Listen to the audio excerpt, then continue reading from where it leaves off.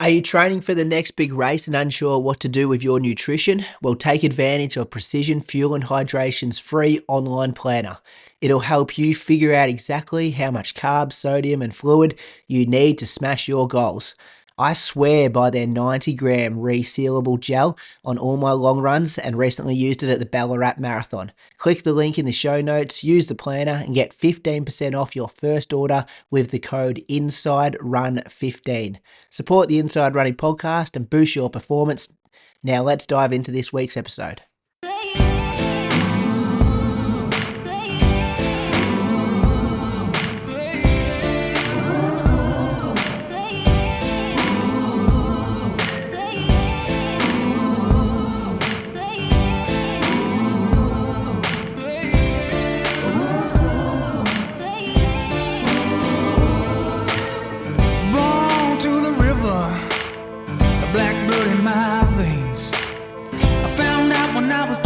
Child, that your skin can bring you so much pain. Now I hear you say you got the best of both ways. Won't you come and take a walk in my shoes and tell me if you take my place?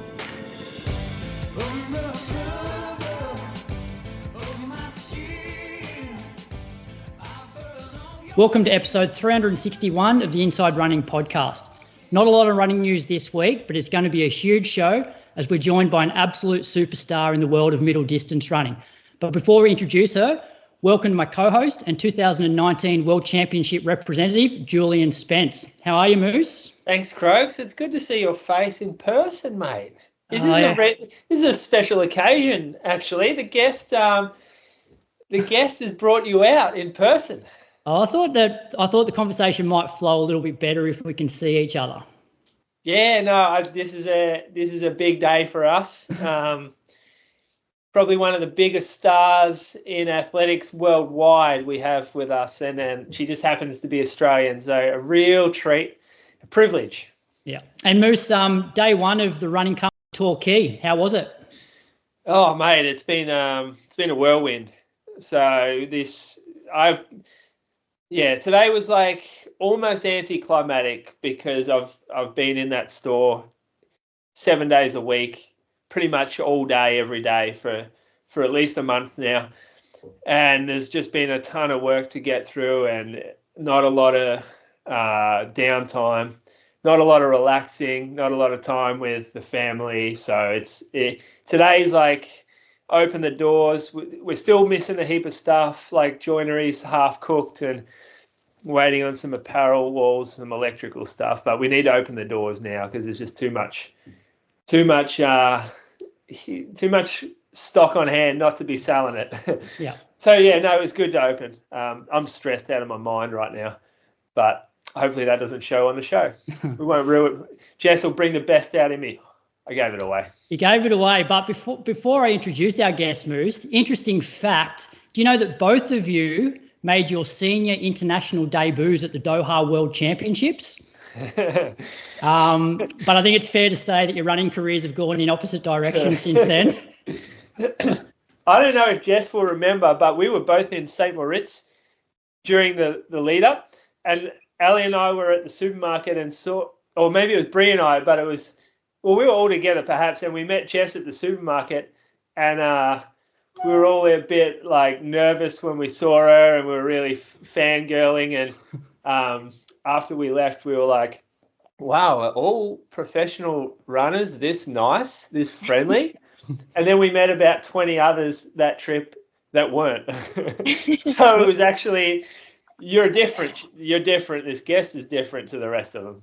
Well, Moose, I'll ask her if she remembers you, but I'll do the intro first. So she's a multiple Australian record holder, two-time Olympian, the fifth fastest 1,500-metre runner of all time, a world record holder over 2,000 metres, and at the recent Paris Olympics won silver in the 1,500 metres, which also happened to be Australia's first Olympic middle distance medal since Ralph de Bell in 1968.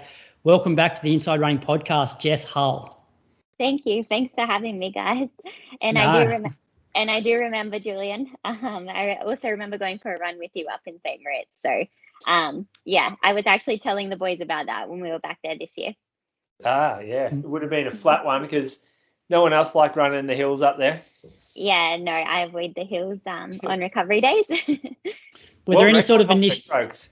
Have we ever had a world record holder on? I don't think so. Not a current one. How many Olympic medalists have we had on? Oh. Josh Kerr, maybe? Yeah. Oh, yeah. Josh Kerr. He wasn't when we had him on, though, was he? Don't think so. No. Yeah.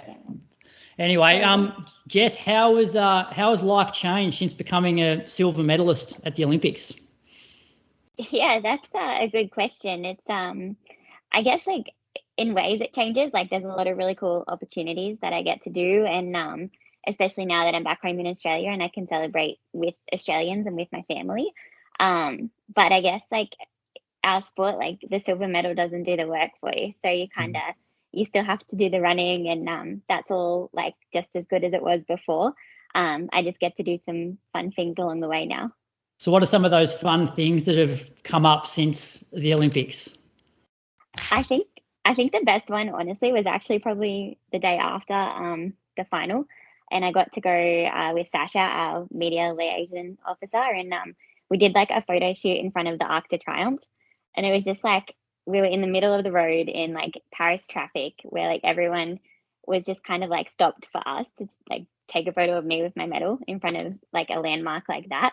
And I was just like, this is crazy. Like and no one was mad either. Like, I feel like if you did that in, just to take a photo for a certain reason, people would be quite impatient. But when they see the medal, they just like were so happy and congratulatory. And it was just like, this is so strange. Like, who would ever get to do this?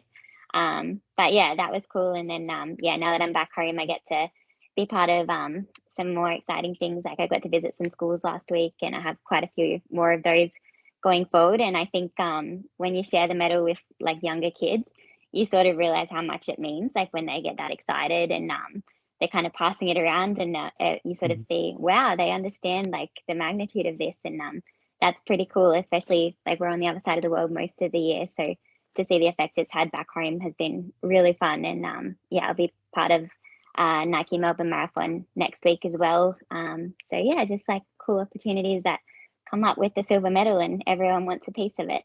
And have you had more brands sort of reach out wanting to like sponsor you or that sort of stuff? Yeah, like in the initial phases, yeah. So it's interesting. Like the medals like definitely create a lot more interest, and even when I have a great commercial rep, Phoebe, and even like when she's pitching things now, like the fact that you have a medal definitely appeals to brands. So that's pretty exciting, and I think it's cool to have opportunity to bring people on board to what we're doing. But at the end of the day, as long as they are a fit to me, not just the medal, is important to me too. The Olympic medal is really something different, and although you go to a school and the kids are like, oh, the Olympics, we watched that, you won a medal, fantastic. Your peers would respect it more than anyone in the world, I think, because they understand the difference between someone who comes 8th at the Olympics and a medalist, because it is so rare. Do you feel like that's the case, that the peers often are probably holding you up on a higher pedestal than the average community would be? A little bit, yeah. I think I honestly think that kind of started back when I ran Paris Diamond League and moved up the all-time list significantly, and then you ran Monaco a week later and had the world record. I think I started to then notice like my peers, and not just my event group peers. Like I'm talking like the men's 400 hurdlers like Carsten Warholm and Rai Benjamin, like starting to just kind of initiate conversation with you, and Katie Najot saying congratulations, and they just kind of understand the magnitude of it. And it's like more so than just like the distance running community, which is pretty crazy, because I mean, I always observe the other events and I watch how these athletes carry themselves as well. So it's kind of cool to think, oh wow, they like took note of what I did too. Yeah. Hey Moose, I'm not sure how we want to structure this, but like I'd love to hear Jess sort of recap. I think there's 3 major races throughout the season that I'd love to hear some recaps of. One was obviously that breakthrough of the 350 at the Diamond League. Another was the world record, and then obviously the Olympics. So maybe the first one, like that 350 at the Paris Diamond League, what did your training look like in the lead up? Was there like a particular session where you're like, oh my God, like I've gone to a new level. Like I think I can run low 350s here. What was the talk in the days leading up in terms of the pace, and how did you feel during the race? Yeah, I think so that was my first race off the altitude block in St. Moritz. And so I'd been up there for 5 weeks, I think just short of 5 weeks, like 4 weeks and 5 days or something. And I went down, did an 800 in the middle of that, but it was just like local and just like me trying to break 2 minutes for the first time. So it wasn't really like a race day to me. Like this was my first race. And I knew I was really fit. Like I'd had a few sessions. Like I had Harry McGill, he's my main man. Like I go to him when I have the big sessions and I just can look at the back of him. We'd had a few sessions where I like, okay, like we're really like dancing around this 352 kind of number. And that was kind of a number that we recognized from the Budapest World Champs in 2023 was that's the fitness you need in round 3 to get a medal. So kind of just like being able to do some 400s off short rest in 62 and survive the session was kind of like, all right, I think we're good to go. And then even just like having done quite a lot of work in like 800 specific sessions where I'd run 60-second pace for 300s, 400s, 600s, just like was able to run a lot of stuff under race pace as well. Like I'm talking like 4K, 5K of volume in an 800 meter session at sub 1500 pace. And I was like, okay, I think I can really nail this 62 thing. But then going to Paris, it's like, you know, I feel like Faith Kipyegon deserves a lot of respect because every time she races, the meet just wants to see the world record, regardless of how Faith's feeling and how excited she is for the race or where she's at in her training. So like obviously she felt a bit of pressure from the meet to go for this world record. So the wave lights were set for 2:03, which is world record pace. And I don't think she ever expected to have company, but we kind of were of the mentality we're like, I had quite a few points in the Diamond League already from Doha and Prefontaine. And I was like, I don't really need any more points to make the Diamond League final at the end of the season. I was like, this is a bit of a free swing. Like, I'm just going to test my fitness and see where it's at. Like, I was really fit 1500 meter wise, but also on the threshold end and the longer rep end, I was like, okay, I don't think I'm going to blow up. And even if I do, it's going to be like a 63 last lap. It's not going to be a total disaster. Which I think even if I ran a 63, I would have ran like 352, which was kind of the ballpark I was thinking. So yeah, it was kind of just one of those opportunities which you don't get too often in your career to just totally throw caution to the wind and be like, all right, I'm just going to go for it. And if I blow up today, I blow up. But I definitely recognize I'm probably never going to get an opportunity like that again in my career. Like Faith's the first person to encourage us and bring us along. But at the end of the day, she's a competitor and she's probably never going to give me an opportunity to get a perfect sit like that for 1,300 meters and then just try and chase her back down over the last 200. So yeah, I just was pretty much ready to just like give it my all and see what that landed me. And yeah, 350 blew my mind a little bit, and I think it blew Dad's mind in the moment. But when we went back and looked at the training and the data, we were just like, no, this makes sense. It's just like we didn't kind of like say that number. We'd said 352 a lot. And then even the day of, I sort of asked Dad, like, what's a number at 1200 meters that like I can't be any faster than that to like survive? And he was like, you can run 304 at 1200. And I was like, okay, that sounds very fast. But yeah, and that's exactly what I was. I was 304. And so I was kind of like, when I seen that, I was just like, okay, like I'm gonna be okay. And you still felt pretty good at 1200? I did, yeah. I actually like didn't feel like I ever really lost my legs in that race. I just kind of couldn't go any faster towards the end. But that was the first time I really noticed like the altitude effect, like aerobically as well, and just being so strong was just definitely, there's a big piece in that. And I think that, yeah, I'm excited to see what I can do with a few more stints at altitude and now the whole experience of this year. But yeah, it was definitely I felt pretty good at 1200, but I just felt like at any point, Faith could run away from me. And I think she also knew that too. Like I was hanging on, whereas I felt like whenever she decided she wanted to go, she absolutely could. So that was still like the difference in the two of us this year, is that I think she has a lot more there, whereas I was probably at my capacity.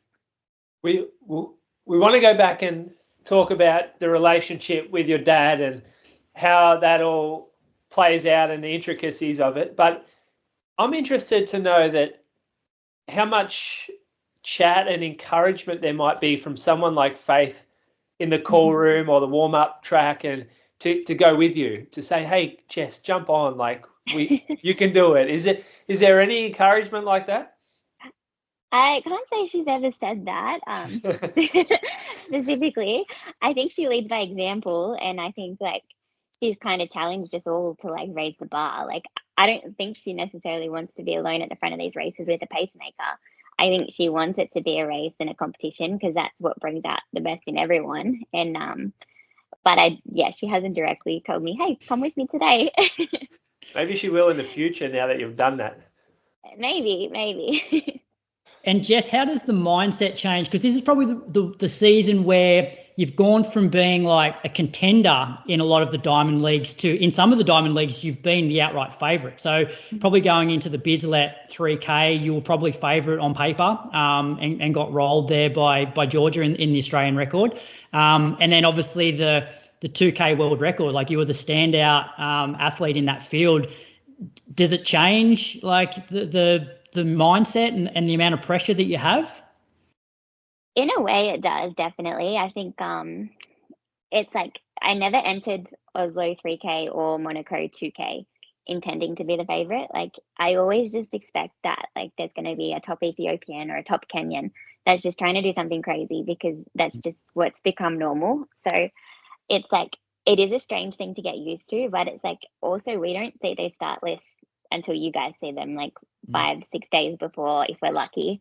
I mean, you obviously have a little insight into who's running, but you don't know completely. So I think seeing it for the first time in Oslo and being like, okay, like there's a little bit of expectation on me in this race. I don't think I quite handled it totally well. But then going into Monaco was like, okay, no, like you cannot run 350 5 days ago and like not level up here kind of thing. So yeah, it was definitely like I didn't plan to put myself in those situations, but I had to learn fast. And I just have great people around me that just remind me like it's just running. Going into Monaco, like just talking to my mum on FaceTime, and she's just like, just take it all in your stride. And I'm like mum doesn't understand any splits or anything. She just cheers for me. Like she doesn't get involved in like the details. And like it's quite a cliche thing to say, just take it in your stride. But I'm like, no, it really is that simple. And it's like just like being told things like that by people that care about you and that you care about, it's just like makes it so easy. So yeah, it definitely was a weird adjustment, but I kind of was also just reminding myself that I needed these experiences going into Paris, because yeah, you don't really want to do anything new in an Olympic Games or Olympic final especially. So I was like, these are all just things that I need to learn along the way, and they're happening for a reason. So just embrace them. And where does the talk come from about a 2K world record? Was that like, is that set up like months in advance and they've got a particular athlete in mind? Like when did you first hear about talk of a 2K world record attempt? I think it was at Prefontaine. My agent sort of told me that Monaco was becoming a 2K. And I think all of us, because like you can run a 1500 a mile or a 2K. If a meet gets given a 1500, they can do what they want with that. And I think when he told me that, we were all kind of like, what? Like that's so weird. Especially with it being like the last 1500 kind of on the calendar before the Olympics. So like that's a bit of an odd decision. But then I almost just like kind of fell back on something like I used to work with when I was with Pete Julian. He kind of always emphasized a 1500 meter runner is ready for 3 rounds if they're like good at slightly over distance stuff at that time of year. So with Pete, it was always like we kind of knew we were in great 3K, 5K shape going into a championships, meant our 1500 was going to be good. So I kind of just framed it that way. I was like, well, it's 2K, it's slightly over distance. If I'm ready to do that, I'm ready for 3 rounds. But in saying that too, like I didn't know that. I just assumed that Faith was going to go for the world record. I thought that's the most logical situation is Faith or Gudis Sagai has asked for this. Given the level of the women's 1500 at the moment, it was maybe low hanging fruit for one of those top women to try and get a world record in the 2000. I mean, it's very different when you race the race. It's a very hard distance, and I think it's not just a mile with one extra lap. Like that extra lap makes a big difference. So I think I just assumed that one of those women would be there until we saw the start list just before Paris Diamond League, and I was a little bit like, oh wow. But I just focused on Paris, and then I ran how I did in Paris, and the meet director from Monaco comes straight up to me in the cool down area, and he's like, I'll talk to Stefan, because he calls my agent Stephen, but a Frenchman with a very French accent, he's like, calls him Stefan. He's like, I'll talk to Stefan, I have a plan, I have pacemakers. And I was kind of like, whoa, okay, this is like I'm the one now kind of expected to go for this world record. And like even through the week in Monaco, because I went straight there, I was just kind of focused on like I needed one more hard hit out before the Olympic Games, and the talk of the record and stuff was like there, but it wasn't really, I didn't really engage it. I was like, okay, they were like, we want the pacemakers to go 4 minutes through 1500, and I was like, okay, that sounds good, like I think I can do that, and to keep running off that, but we didn't ask for anything specific. We were just like, this is what the meet wants to roll with. I'll get in the race and see how it goes. Like maybe there'll be, I honestly thought there'd be 3 or 4 of us there at the bell, because you had Kira McGeehan in there. Georgia was running so strongly at the time, I thought she would definitely be there. And then Corey and Heather had just come off the US Championships, so you kind of expect that they'll be right in the mix. So yeah, I didn't necessarily expect to be kind of in front with the lights. I thought I'd still have a race on my hands, which to keep it simple was just like, well, I've never won a Diamond League before. Like, let's actually just try and win this race first, before we worry about the time. And then kind of just got in my groove when I was out there. I felt incredible. We'd just done just enough through that week just to get my legs back under me. And the crowd was awesome. And it was just like one of those opportunities again where I was like, well, I'm here now and I've kind of committed to it. So I guess we'll see what happens. And yeah, I felt really strong out there. But I think that's the first time I've enjoyed having the lights. I was like, because the crowd could tell how I was doing with the lights there. So I think that was cool. It got the crowd involved a bit more, which is really fun when they were kind of getting excited with me. And yeah, it was a good race. You don't tend to lead too many races because there's always either a pacemaker or Faith in the race with you. So how does it feel like when a pacemaker drops out and you're at the front and you've got the whole track ahead of you? Did that feel different to normal? Yeah, it was definitely strange. I don't know what's actually scarier, is like leading a race and thinking, like, because like I was using the screen, so I knew I had a good amount of distance between myself and the pack. But when I went past the lights with 350 to go, I don't know what's like scarier, is like waiting for a pack to come after you, because you can actually hear that. Yeah. Or like waiting for the lights, which like you get no warning of, they just appear again. So it was a different feeling, but I probably had a lot of different things to focus on at the time. And I mean, the meet director, Remy, if you watch the replay, he basically runs the last 400 with me from each 100-meter increment. So I was like, okay, I think I'm still going. I must be far enough ahead of the lights. He's already getting excited. Like with 100 to go, I think he already had his hands in the air that he was getting a world record for his night. So I was like, well, just relax and get through the line now. You mentioned that you were benefiting from the altitude. What does the Jess Hull base look like in Europe? Like, can you just describe the area, the house, the setup, who's with you? Like, what does it look like?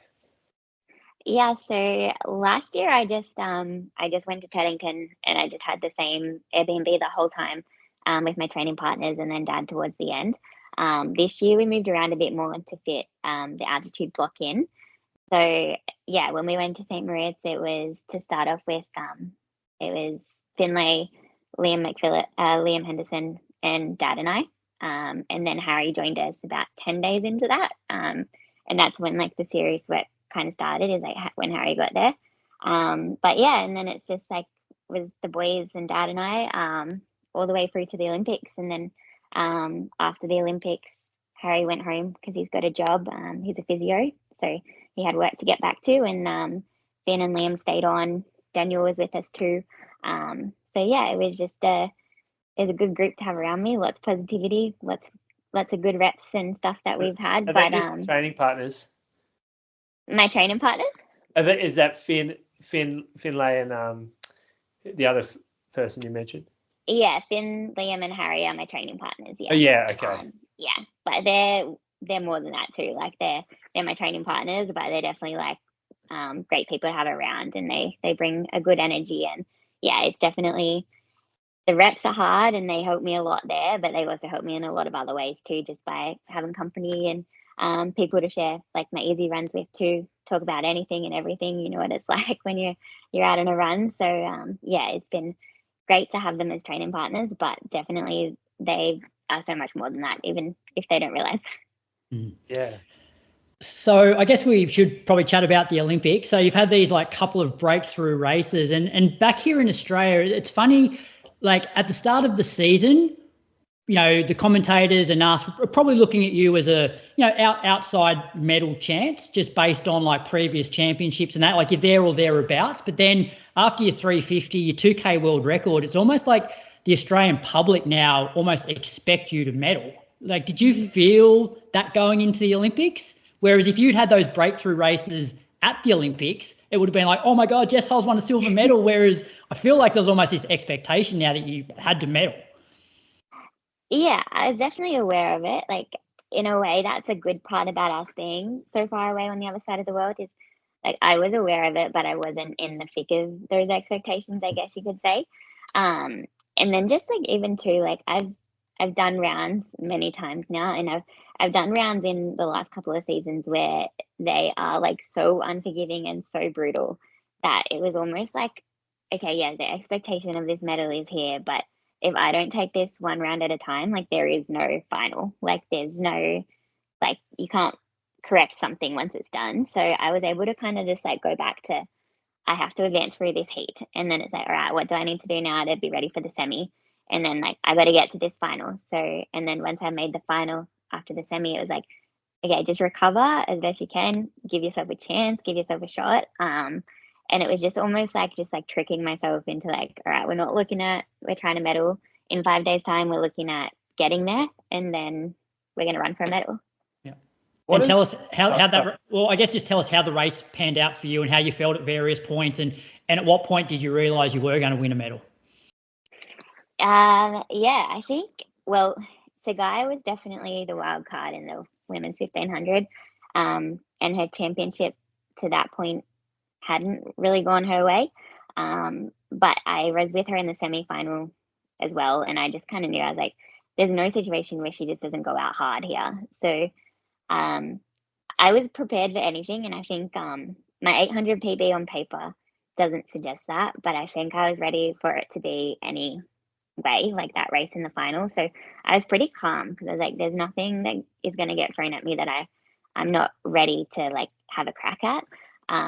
But it was almost like pretty simple when the gun goes and Sagai goes to the front and just starts hammering. It's like, all right, like I've done this for like my whole career now. Like this is the way I've raced, was just like going as hard as I could until I like couldn't anymore, or I was just starting to drop off. So I was like, well, I know what to do here. And yeah, just going through kind of my cues in my head and staying relaxed. And then, I mean, watching it back now, I'm actually surprised like I was as relaxed as I felt I was, because there is a few points I got shuffled back further than like I am used to racing in. But I was just so like, I don't know, I was just so confident that I was ready to match moves that nothing really stressed me out. And then I think coming into the bell, I recognized like we need to get going, and kind of moved next to Faith. And I kind of knew a little bit that would put a bit of pressure on her. And she doesn't like to give up the inside line when she has it. So I kind of knew if I just kind of move next to her and she's aware I'm here,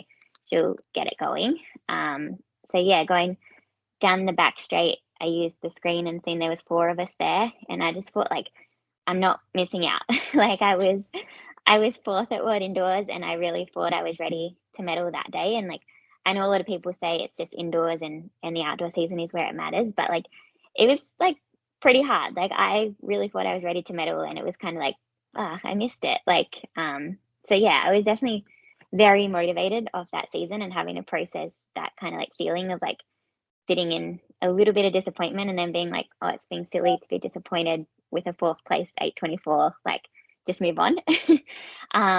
So yeah, I think I kind of recognized with 200 to go. I was like, all right, there's 4 of us. I'm not missing a medal. I would have liked to be on the outside line at that point. I was kind of jammed on the rail. But I also had seen in the men's 1500, the rail opened up with 100 to go. So I was almost like, all right, just stay right here in the pocket. And then as Steve kind of got a couple of steps on Wateji, she come back in on the rail. So I was like, all right, I got to get off the rail and go. And then I really just thought at 80 to go, I knew there was still 4 of us from these massive big screens. But I was just like, all right, I'm getting a medal. Just hold your form, run hard, and like run through the line. That was kind of Dad's thing, was run 1505 meters. And even one of the first things he said to me after the race was, you nearly lost the silver. And I'm like, it's like, I mean, yeah, you have to, someone has to say that. And Dad definitely said that pretty quickly. Yeah, but it was definitely like I kind of knew coming into the straight, I was like, I'm not going to lose a medal here, especially just like knowing how much stronger I've gotten over the closing stages this year. But it's just, what color do I want? And I knew I was probably too far back for it to be gold. But I honestly thought like I could probably get a bronze in this race. I kind of thought Daribu Wateji would be a bit stronger over the last 80. But yeah, Georgia Bell and I just kind of came over the top of her, and I got the silver. So yeah, it was pretty crazy. So good. The country celebrated.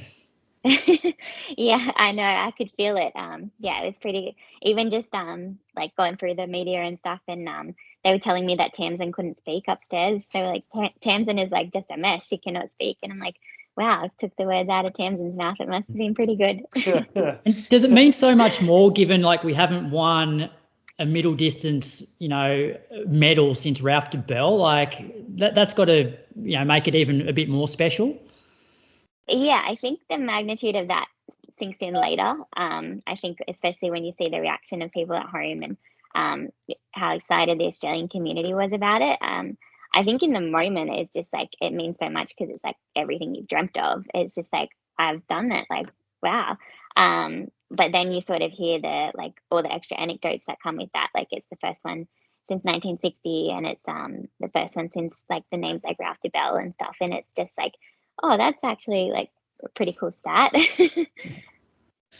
It's history now. Yeah. And it's hard to really like pick out anybody else that's close to doing that right now. It's just such, like, I don't know. I'm just sort of flabbergasted we got someone there that we can literally like cheer on for Olympic medals, and there's been several generations that never have been able to do that. And I think it's going to inspire people to watch more. I think it'll inspire. I've never thought that maybe like someone so far away in another country winning something that's really not that popular of a sport to watch can do that. But it's because we've never had someone doing it. That's because we didn't know, and now we do, and it just sort of lifts everyone. It's you should feel really proud. Thank you. We have been getting closer. Like Ryan Gregson made the final in Rio, and then Lyndon and I and Ollie and Stewie made the final in Tokyo, with Lyndon kind of finishing the best of the bunch of us at 6. Like, we were getting really close. Like, we hadn't had anyone do it, but each, like, over the last couple of Olympic cycles, we've been getting closer. And if that says anything, like, next time around there should be a couple of us. So yeah, it's just become normal. Like, you see an Australian on the start list and you're just like, wow, they're going to bring it. So yeah. All right, Jess, I reckon we have to dig into you and your relationship with your dad's coaching philosophy background, because I reckon it's one of the most talked about topics in Australian distance running is like we don't know much about your dad, like your dad's background, how he got into coaching, what your training looks like. I know I did read something about, you said that you'd changed things a little bit this last season in terms of like your weights. You know, you weren't probably going as heavy, and weights were more just supplementary to your running. So there's a fair bit in that. Do you want to start with maybe your dad's background in the sport? Yeah. Yeah. Well, yeah, he was a runner himself back when he was a teenager, and I think I often wonder like what could have been in Dad's running career, but he went and played football and enjoyed that more instead as he got into his early 20s and What stuff. sort of football? Rugby league. Yeah. And what running did he do? What distance? He was an 800, mainly 800. Did run the 15, but mainly an 800 guy. Was he national champ as a junior? Yeah, and I think if we still had hand time records, which I don't know that we do, some people still list them, he would still hold like one of the age group Australian records. Wow. Think like under 13 or 14s, but now that we've gone on to the electronic timing, I think they've all been whacked. But yeah. Yeah. Wow. And so then his coaching. So at what point did did you say, like, so did he approach you and say, hey, I reckon I can coach you? Or did you say, Dad, like, can you coach me? Like, how'd that all start up? Yeah, well, he coached me when I was a kid. Like I started in the sport with his original coach, Don Hodgkiss, down in the Illawarra. And I would just go and I'd have fun, and we'd run like on these ovals that weren't like athletics tracks. They were just like arbitrary. It'd be like 1 lap or 2 lap of some unknown distance. And I just loved it. And then I kind of got to a point where Mr. H was mainly a hurdles coach. So I didn't really have any people to do my distance reps with anyway. So we kind of just, especially as like I got older in school, you get a bit more homework and stuff. It just got a little bit easier for Dad to take over. So we could just like train where it fit into the afternoon versus like meeting a squad that didn't really have a full distance capacity. So yeah, he kind of took over from, I reckon I was maybe 13 or 14 when he was doing my high school stuff. And then I went to college and did the college stuff and stayed with Pete for a few years. And then I kind of just was so ready to come home. And it's a big transition to change your entire training environment. And to me, at that point in time, it just made the most sense to come back to Dad. I was like, well, he knows me better than anyone. I've always kind of kept him in my network while I was over in America. Like if I had a good workout, I would always let him know what it was. If I was like struggling a little bit, I would always go to him for the advice. And even just like race plans and stuff, like my race plans always came from what I was working with Pete, but I would then just like kind of reiterate them to Dad, just as like that mentor kind of person to bounce ideas off. And it just kind of like reinforces to you what you're going to do when you get out there. So I think he was always extremely familiar with what I was doing and my staging development I was in and stuff, that it just made sense for me to come back and work with him. And I definitely have a lot of input as well, and we bounce ideas off each other. But yeah, I think it didn't, when we first started working back together in about April last year, it didn't really have like a formal, like, he's my coach kind of thing. I think we were kind of just working together on it, and we definitely are still. But I think he's starting to embrace the fact that he is a coach and he's a damn good one. But yeah, he's an Olympic medalist coach. Yeah. Yeah, Not a lot of coaches that can say that. no, and he'll never be the person to tell someone that. Yeah, I think they were chasing him for media before the Olympics, and he was like, no, like I'll just stay in the background. But he did come down to the mix zone after the Olympic final, which was a big step. And so all of his coaching information, because it's one thing to be a great like junior athlete himself and then like go and play rugby league. Like, did he do a heap of reading? Like, where did he get his like running knowledge outside of him doing it as a teenager? Yeah, he's read a lot of the books and stuff. There's like, yeah, I think he's read Peter Crow's book a lot, and also like my college coach Marisa was big on the Jack Daniels kind of guide and your VDOT number, so he's read that. But I think a lot of it just comes down to he really understands the numbers and he understands the paces and kind of what it takes to be able to train at those velocities and breaking things down. I think there is a lot of standard things that you have to do as a miler, and he just has his way of like stepping stoning me to them over the course of the season. He definitely, one of his main philosophies is like, we run fast a lot. We don't, we run fast a lot. We cover everything, but we do run fast quite often. And that's like, he recognizes that that's an option for us because I have come from such good development in the US, and I have got a really good strength and conditioning foundation that allows me to do that kind of training without getting injured. And I also like have a good feel for things myself. So if I communicate something back to him that it doesn't feel quite right to be doing this, he takes it on board right away because he knows I wouldn't say something just to get out of a session. So yeah, I think just like communication with me.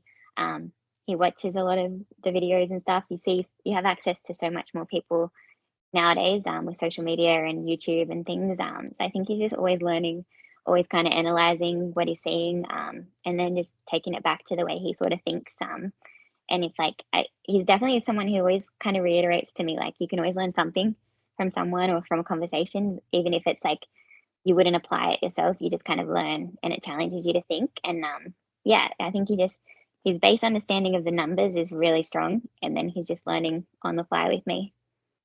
Do you feel like there's a cultural influence that he may have brought from the rugby league career that you don't see in other distance running groups or relationships with their coaches?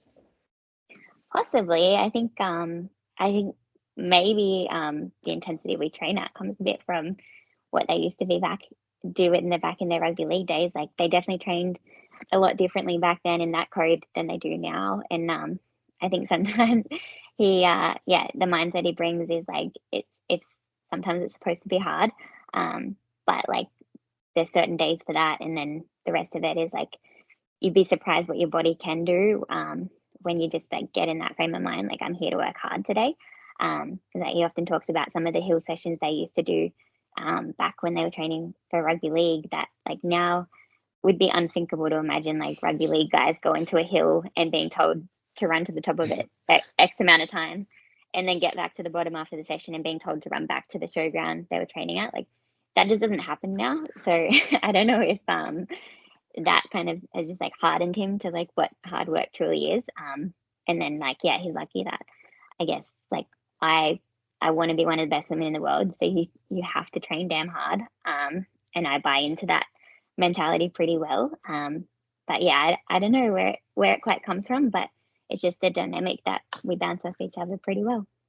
And what were these major changes that you made sort of throughout the last year? Was like, I read somewhere as well, it was like a lot more like pure speed sort of development stuff. Like, do you want to maybe talk us through what a general sort of week looks like Monday to Sunday?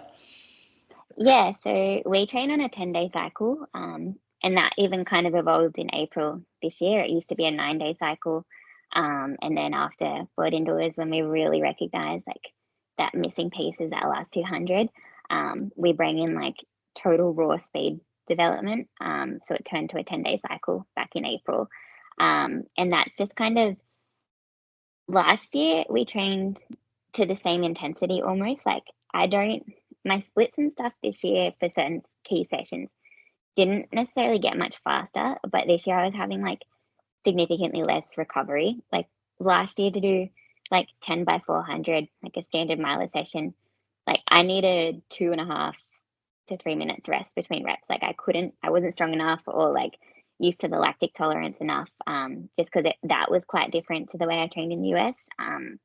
It took me a long time to just get that lactic tolerance and that stimulus back under me. But then this year, like, it kicked on massively. Like, I could do a lot of the same paces. Like 62 has just kind of become pretty standard for 400 repeats, but I could do it off a minute, which is like, that was the big jump, was the recovery. I was just stronger and able to handle a lot more with less recovery, which is crazy. But that was like kind of, and Dad had kind of said that to me at the end of last season when he kind of had a look at everything. He was like, you're going to get a big jump next year when you're strong enough to do this with like less rest. Like, the intensity is really good already. We don't necessarily need to go to another level there. We just can't be taking 3 minutes between 400 meter repeats to get like the effect that we're after. So that was kind of one of the big things, was I was just stronger and could handle more load with less rest. And then my gym stuff, we just like really pared back a lot. We're doing a lot of intensity on the track. Like we're on the track every second day. It's like we don't need to be making ourselves tired in the gym. So I still lifted the same amount I did. Like I do a lot of core and a lot of calf and hamstring work. But we just like never moved a weight that was heavier than like 60 kilos. And like that's like, it's not that significantly lighter. Like when I was in the US, I could kind of like put 80 kilos on a hex bar and just do that pretty standardly. But we were kind of like, we don't really need that right now if we're getting a lot of intensity on the track. Like the weight room just keeps me healthy. So yeah, we just took a little bit out there, but a little bit less recovery. And I've just been healthy for 3 or 4 seasons now, that it's just like you get that kind of like invincible feeling about you where you're like, okay, I can just like commit to this. And yeah, I think there is a little element of like Dad and I being father, daughter, and me having a little ownership over what I'm doing, that you can be a little bit more like, I'm just gonna throw everything at it. I think sometimes big groups and stuff have to be a little bit more careful because they don't want to injure you, which is like absolutely important. And it's definitely what's led to me getting to this point, being able to kind of like have the intensity that I have in training, is that I have had uninterrupted seasons back to back to back. So it does all, like there is a time and a place for being a little bit more conservative, but in an Olympic year, and if you want to win a medal, we're just like let's just throw everything at it and I'll own it if I get hurt. And what's a 10-day cycle look like? Yeah, so I'll start with long run because that just makes the rest of the week make more sense. So yeah, day 1 would be my long run, and that's been about 80 minutes this year, year round, sometimes 90, but mainly 80. And then I would take the day 2, I would take the morning completely off. So I've kind of got that 36-hour period since the long run of recovery without taking a full day off. And then in the evening, I would just get out for 40 minutes and then do a set of plyometrics and a set of sprints. So 80s, 60s, 40s, a couple of 120s with just like shifting paces. And that was kind of like what I used to call my sprint day. But it's more just like gets the system primed again off the long run, ready for Tuesday morning on the track. And that's my, it used to be kind of like a 5K focus, and now it's probably become more of like a 3K zone session. So that would be like 1K repeats, like 5 to 6 of them, or sometimes mile reps, but not as often as we used to do miles. We kind of kept it down to thousands this year. Yeah, and then I'd get out for an afternoon run in that day. Wednesday, I would do like 45 minutes in the morning, 30 minutes in the evening. Day 3, that is. Day 4 was my true sprint day. So that was kind of when I would go to the track and just run very fast for like 800 to 1,000 meters, broken up. So 2s and 3s kind of thing. Do you have a sprint coach that you work with? No, just Dad. He's always pretty on me about my form. So we're always working on that. Even just like since I was a kid, like I think a lot of like my form now is due to the fact that he worked pretty hard on it when I was a junior. He definitely prioritized that over like training hard as a kid, like just teaching me to be light on the ground, keep my arms tucked in, run tall. I think a lot of people meet me in real life and are like, oh, you're not as tall as you look out there. And I'm like, I run really tall, like I do. So, yeah, and just that stuff, to be fair, like it is very uncomfortable to sprint. Like when we're doing this session on the sprint day, like it's not a natural feeling. Like you do shorten your stride and like quicken your arm carriage and everything. Like that was quite unnatural for me at the start, but I would just like kind of rely on Dad's feedback. I'm like, well, does that look as awkward as it feels? Like, and then he would just take some videos and I kind of move on from it from there. But that was a introduction session that we bring in after board indoors. So I've probably done it like 10 times, I guess, across the course of this year. And it never got any more comfortable. Like you're kind of going the most lactic you could imagine from like such a little amount of work. Yeah, so that was my day 4. And then I wouldn't run again that day, just sprint. And then day 5, I would do my threshold. Sometimes it would be a straight threshold, 25 minutes kind of thing, or it would be broken up into chunks of 8 minutes, 12 minutes, whatever just kind of made the most sense based on what was to come later on in the week. And I would get out again in the evening there. Sorry, we're nerds here, so we're Yeah. gonna pry you. The threshold stuff, was that done to a heart rate that you've worked out in the lab, or do you go to pace? Yeah, I've done the lab testing before, but I don't think it was super accurate for me. And I'm just like, go on feel now. It's definitely something I learned. My family moved to Newcastle last year, so my training environment changed quite a bit. Just like mum and dad change of location, and when I'm home, I like to be close to them. So I've been up here a bit with them. So it meant I was doing my threshold over like different loops and stuff. So I kind of really learned to actually feel threshold for probably the first time in my life. I think I've probably definitely tended to overrun them in the past. And I think that's actually quite typical of female athletes in a way. I think a lot of us do overrun our threshold quite a lot. So yeah, it was just learning to run it on feel and then kind of keeping it in that heart rate zone too. Like I would set on my watch, like keep it in the window of 175 to 180 beats per minute, which I think is a little high for threshold sometimes, but I would never actually get that notification to say I was in that zone. So I kind of was like, well, I must be doing it quite okay as well, and based on feel. And yeah, just like over the course of the year, it got faster as I got fitter, and definitely surface comes into it too. Like I've got a loop up here that I do that is about a mile, and it's grass, and it's not fast, and it's effort based, but you kind of occasionally you'll turn up there and it's been perfectly mowed and you'll roll for a week. And then next cycle you come back and it's long and overgrown again, and you're just like, oh, well, doesn't really matter, it's threshold. And then, yeah, there's definitely places in the world like Bushy Park where you can fly for your threshold. But yeah, I've definitely got a better feel for what threshold actually means. And I'd imagine that Harry would definitely say something similar compared to the thresholds I was doing last year, where I was like racing with him, versus this year, where we kind of were like, oh wow, we've really got this effort down pat this year. So yeah, not really a pace or a heart rate, just a feel for that day. That's wonderful to hear. That's a true professional there with no ego. It's ego, isn't it, that drives the fast thresholds? Definitely, and it's taken me a long time to get here. So, yeah. Yeah, I think it's not just females that overcook their thresholds. The same thing. A couple of males on this podcast get into that.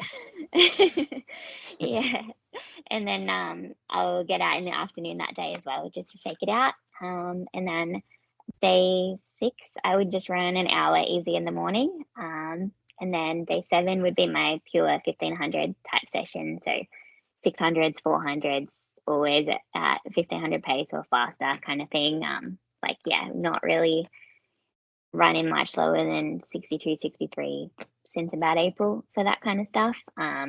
Just the volume probably got a little bit lower over the course of the year. We prioritized volume until probably July, and then we started to just like get in the work with less rest all the way to the Olympics. And then the day following that for recovery would either be 1 or 2 runs, depending on kind of where my mileage was sitting for that week, because even though it's a 10-day cycle, like the 7-day stretches always end up quite similar, like in terms of volume, because you are repeating the same cycle again. So I kind of would try and keep the 7-day number between like 110, 115 this year. And so if I needed to get a little bit more, I would run twice that day, usually 30 minutes twice. Or if I was sitting in a good spot, I'd just run once for 30 minutes. And then we'll come back on day 10 for an 800 specific session. So I'd probably do averaged about 4K of work on that day, where I was just trying to run at goal 800 pace, which was to break 2 minutes. So a lot of velocity, a lot of work at 60-second kind of pace, broken up into like sets of 800s. And then, just trying to, lots of rest between sets, but just trying to get in quite a lot of work at trying to break 2 minutes. So good. Like you can see how you've covered like all bases, from like pure sprinting to, slower than threshold, and then long runs. But also, like the thing that fascinates me as well is like we're pure distance guys here on this podcast, and it's like you can run still really well over 5K off not huge mileage and a long run of 80 minutes because you've got all of those other parts of your running, I suppose. Yeah, I think my 5K would have not quite been as strong this year. Like I have the seasons I've run the 5, like last year and the year before, my weekly average Ks has been like 130 to upper 130s. So we did take a significant amount of volume out this year. And I like definitely towards the end, like even I think from like, I think from Paris Diamond League onwards, like when we kind of we raced and then we tapered into the Olympics. I think a 3K would have even been too far at that point too. So I think we really nailed the like hone in on the 1500, but I probably went quite a ways away from like being in my best 5K kind of shape. I probably could have surprised myself, but like I think the types of sessions I know that I was doing when I ran 14:43, I probably wasn't quite gonna nail those kinds of things to have the confidence to go after a big 5K. But yeah, I'll get back there in the future. Just right now, I'm really enjoying being a 1500 runner. The doubles too. You do like a 30 and a 45-minute double. That's different to a lot of athletes out there who would look at that and go, "I'll just run an hour. Yeah, it'll cover that off fine." Is there a specific reason behind the 2 short doubles? I think I just got used to running twice a day quite a lot when I was in the US. I used to run a bit more in the morning, like I'd run an hour usually, and then 30 in the evening. But yeah, we just kind of were looking for where was the junk, and the junk was probably those extra 15 minutes in the morning. And definitely sometimes you're kind of like, I might as well just do one run now, and then I've got the whole day off. I never do it, but because sometimes getting out the door for another 30-minute run is like, it's an hour process by the time you warm up and then you run and then you stretch a bit. It's like it's been a whole hour for a 30-minute run. But yeah, I think just the doubling was something I got used to in the US, and my body responds pretty well to it. I think you go into like different levels of like fuel loss and everything if you're running over an hour, and just like being able to sustain that whole week is just like breaking the runs up into smaller chunks rather than doing it all at once. The mileage is the same, but you just feel a bit fresher. Yeah. Jess, you're saying that this year, like you haven't needed quite as much recovery in those, 400-meter sessions. How much of that do you put down to doing this pure speed stuff where maybe like you're just a little bit more efficient at 62s and not needing quite as much recovery? Yeah, it's definitely part of it for sure. I think, when you can run faster, more efficiently, when you come back to race pace, it feels smoother. And even like you kind of notice in the racing, when you're actually out there racing, like there's that accordion effect of the whole pack. Whereas like I used to be one of the women that was dropped when the pace picked up, and now it's like the pace can pick up and it's a little while before I actually feel like there's been a pace injection, just because I've gotten used to that velocity change.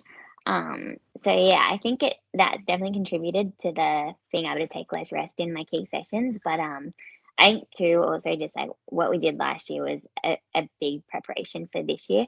And yeah, it's probably like come on a lot quicker than I kind of anticipated it to, because you hear like 8 400s of 60 seconds, the standard mile session, and you think that sounds so hard. But when that kind of doesn't sound scary, you're like, okay, I must be like making some progress here where I'm like ready to try those kinds of things. So it's definitely a combination of like a whole year worth of like high lactic training and like another addition of bringing in that really bottom end speed. You mentioned before to us, not on the show, that you're in a big break now. Can you talk us through the break and also give us a bit of an insight into Jess Hull, the person, not the runner? What does Jess Hull do when she's not running? Yeah, well, I've done my break differently many times now. Like we take an end of season break every time, and last year I took a break and I went on a big holiday with my husband, and we enjoyed Europe and stuff without having to do the running. But I actually ran quite a bit on that break because I just we were in all new places and I was kind of keen to see it. So like just easy 30-minute runs most days, just purely to like see where we were.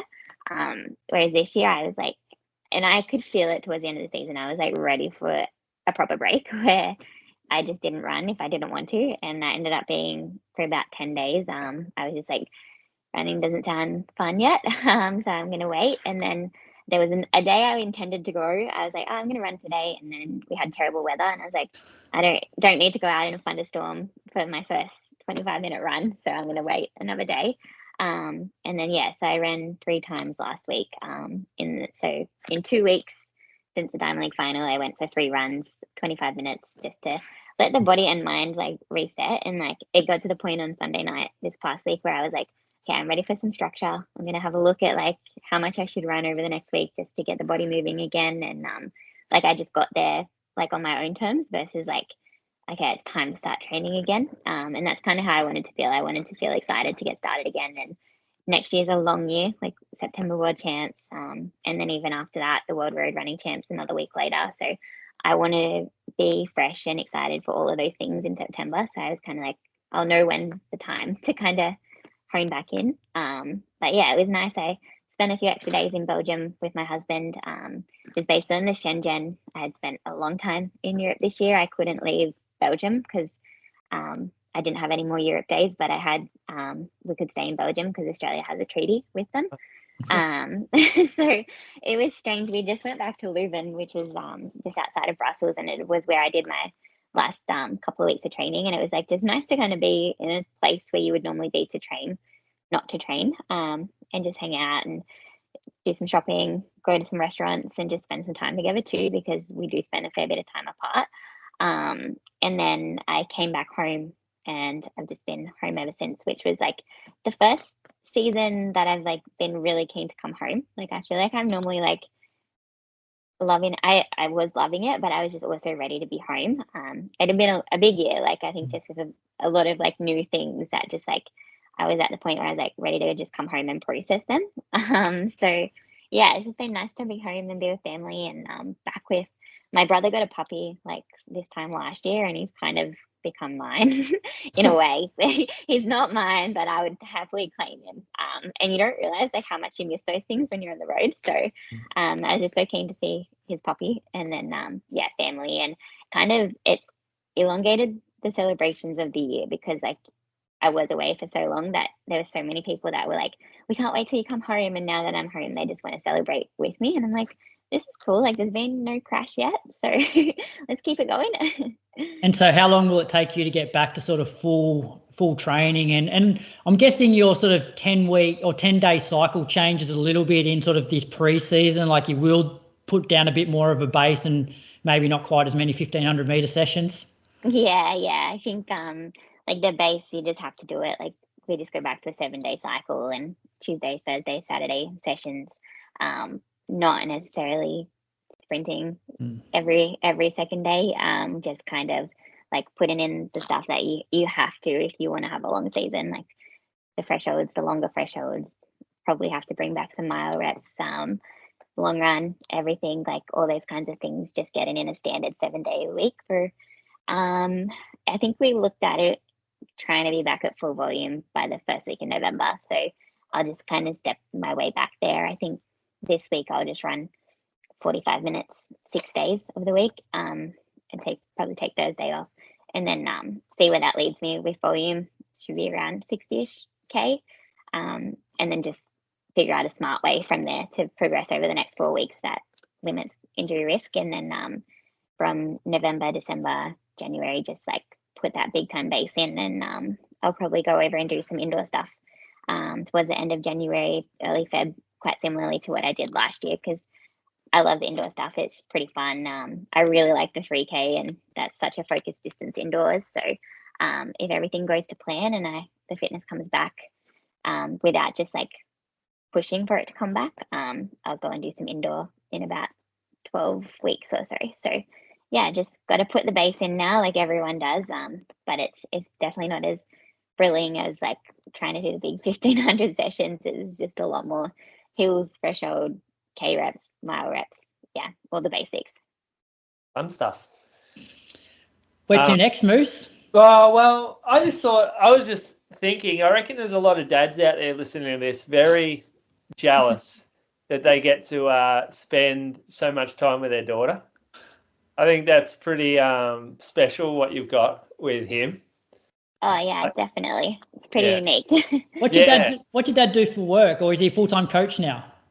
Yeah, he is a tile and bathroom renovator by trade. But I think the amount of time he spent overseas with me this year, he definitely got used to the coaching lifestyle. But Mum's quick to remind him he's going back to work. And on the coaching, like obviously people have seen your success. Have people reached out to him saying, "Hey, would you coach me?" After I ran 350 in Paris, he had as many notifications on his phone as I did. And he was like, oh my God. Yeah. So I think our situation is pretty unique. Like, I don't know that it would work for him to have a full-time group right now, just because like we do like working with each other's lifestyle pretty easily. Like if he's got to work, like he can say to me, all right, I got to go to this place and set up for the day. I can meet you at 9 if you're ready to start your session at 9. Like you get there, warm up, and I'll be there for intervals. Like he can do that if he has to. Or like if I've got something on, we can go earlier, we can go later, kind of thing. Like we can be really flexible because it is just the two of us. But yeah, I mean, I've told him for a long time, I'm like, you have so much knowledge, like you'd be crazy not to expand this. But yeah, it just depends. Yeah, he's got a few more years of work first, as Mum reminds. So maybe it's a retirement job that he could expand things. I'm not sure. And Jess, we spoke about it just after the Olympics when we're sort of recapping the Diamond Leagues after the Olympics, saying how it's sort of that really tough period for athletes. Like some people have maybe underperformed at the Olympics and then decide to like can the season. Others have like won medals and want to cash in on that. But it must be hard mentally to get yourself up for those next few races. How did you find it? Yeah, it was a strange time. And it's like, I feel like I've never had like the big moment in a championships where you like have to get back into training, and it is a bit of a grind. Like I've been 7th the last 2 years at Worlds, where it was just like, all right, of course I'm going to keep racing. Like I haven't got the best out of myself yet. But it is hard when you like run 350 before the Olympics, you get the Olympic silver. Like really nothing I did could like improve the year. Like it was just like, yeah, I always intended to run to the Diamond League final. Like I love racing. I love the circuit. It was just figuring out what that looked like between the Olympic final and the Diamond League final. And I knew I needed to race one more time because it was about 4.5 weeks, and it was like, that's too long not to race. But my body kind of made that decision for me. Like I was keen to go to Silesia in Poland, and they had a women's 15, but my quads after the Olympics were destroyed. Like it just took way too long to get that soreness out. And then by the time I was actually feeling like I was moving quite well, it was like I would have had to taper straight back into that race. So we scratched that one and went to Rome 5 days later instead. And that was just like, I'd initially planned to do the double. Like I was actually entered in both, but Silesia was just coming too soon. And then Rome was interesting. Like it was like, I love to race, but it was really hard to get back up. For like the Diamond League does an incredible job, and like the field in Rome was sensational. Like it was like an all-star field, and you had women that had missed selection in there. Like Bronnie Hailu had missed the Ethiopian team, so you kind of knew she'd be out for blood. And you're just like, well, do we need a pacemaker today? Can we not just like run?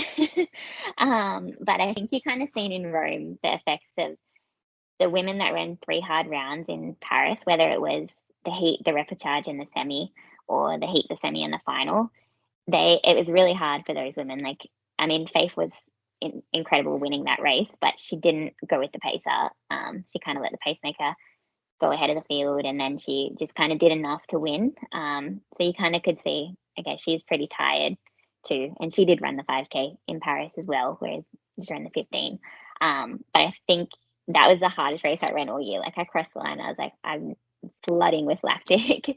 And that's what I said to my agent. I was like, that was really hard tonight. And he was like, hey, it's the first time you've run 354. Like you should be stoked with that. And I'm like, that's actually, yeah, this time last year I would have been stoked with that. But I was just like, it just felt so hard. But it definitely keeps me back along, and kind of gave me a good idea of what I was working with over the next 2 weeks into the final. We just adjusted some training at that point because like I was keen to just like get back into training, and you're all motivated and high off the Olympics. And then just probably needed to maybe not be so ambitious with jumping straight back into the 10-day cycle that I wanted to. And we actually just started going, we took 2 rest days between each session after Rome just to try and get my legs back under me and give me a shot at the final. And I definitely had to change the way I raced in the final. Like I kind of raced a little bit safer because I just didn't want to be one of those women that was going to blow up big time, because you could kind of see that was coming from a few of us as the season kind of reached its end. We're like, it could go either way today. So we kind of just were like, well, if we race safely, you probably don't quite have a chance at the win, but you don't go back through the field and finish out of the top 8 kind of thing. That's why you're one of the smartest racers on the circuit, Jess. know exactly where you're at.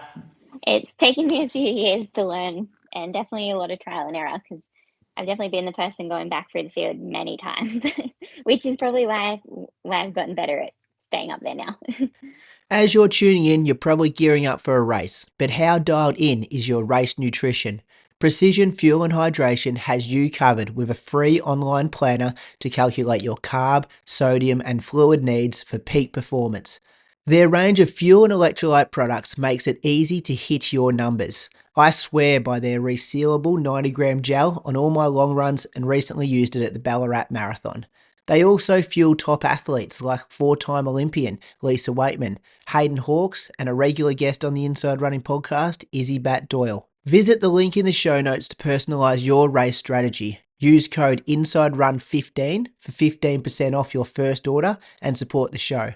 Patrons, use the special code from the Patreon feed in Patreon-only episodes for a further discount of 20% off. Ready to elevate your performance? Click the link now. And now, let's get back to the show. All right, Moose, what do you reckon? We'll give Jess a bit of a break before we deal with some more questions. It's been so good. We could stop the podcast right now. I was just thinking she needs a drink. Go and have a drink, Jess. I have a drink here. I'm good. Yeah, because we're going to bore you now with a couple of very ordinary training weeks. Yeah. Christ, this is going to be sad from us. So yeah. All right, you go first, Moose. Well, my training week was, we'll go through quickly.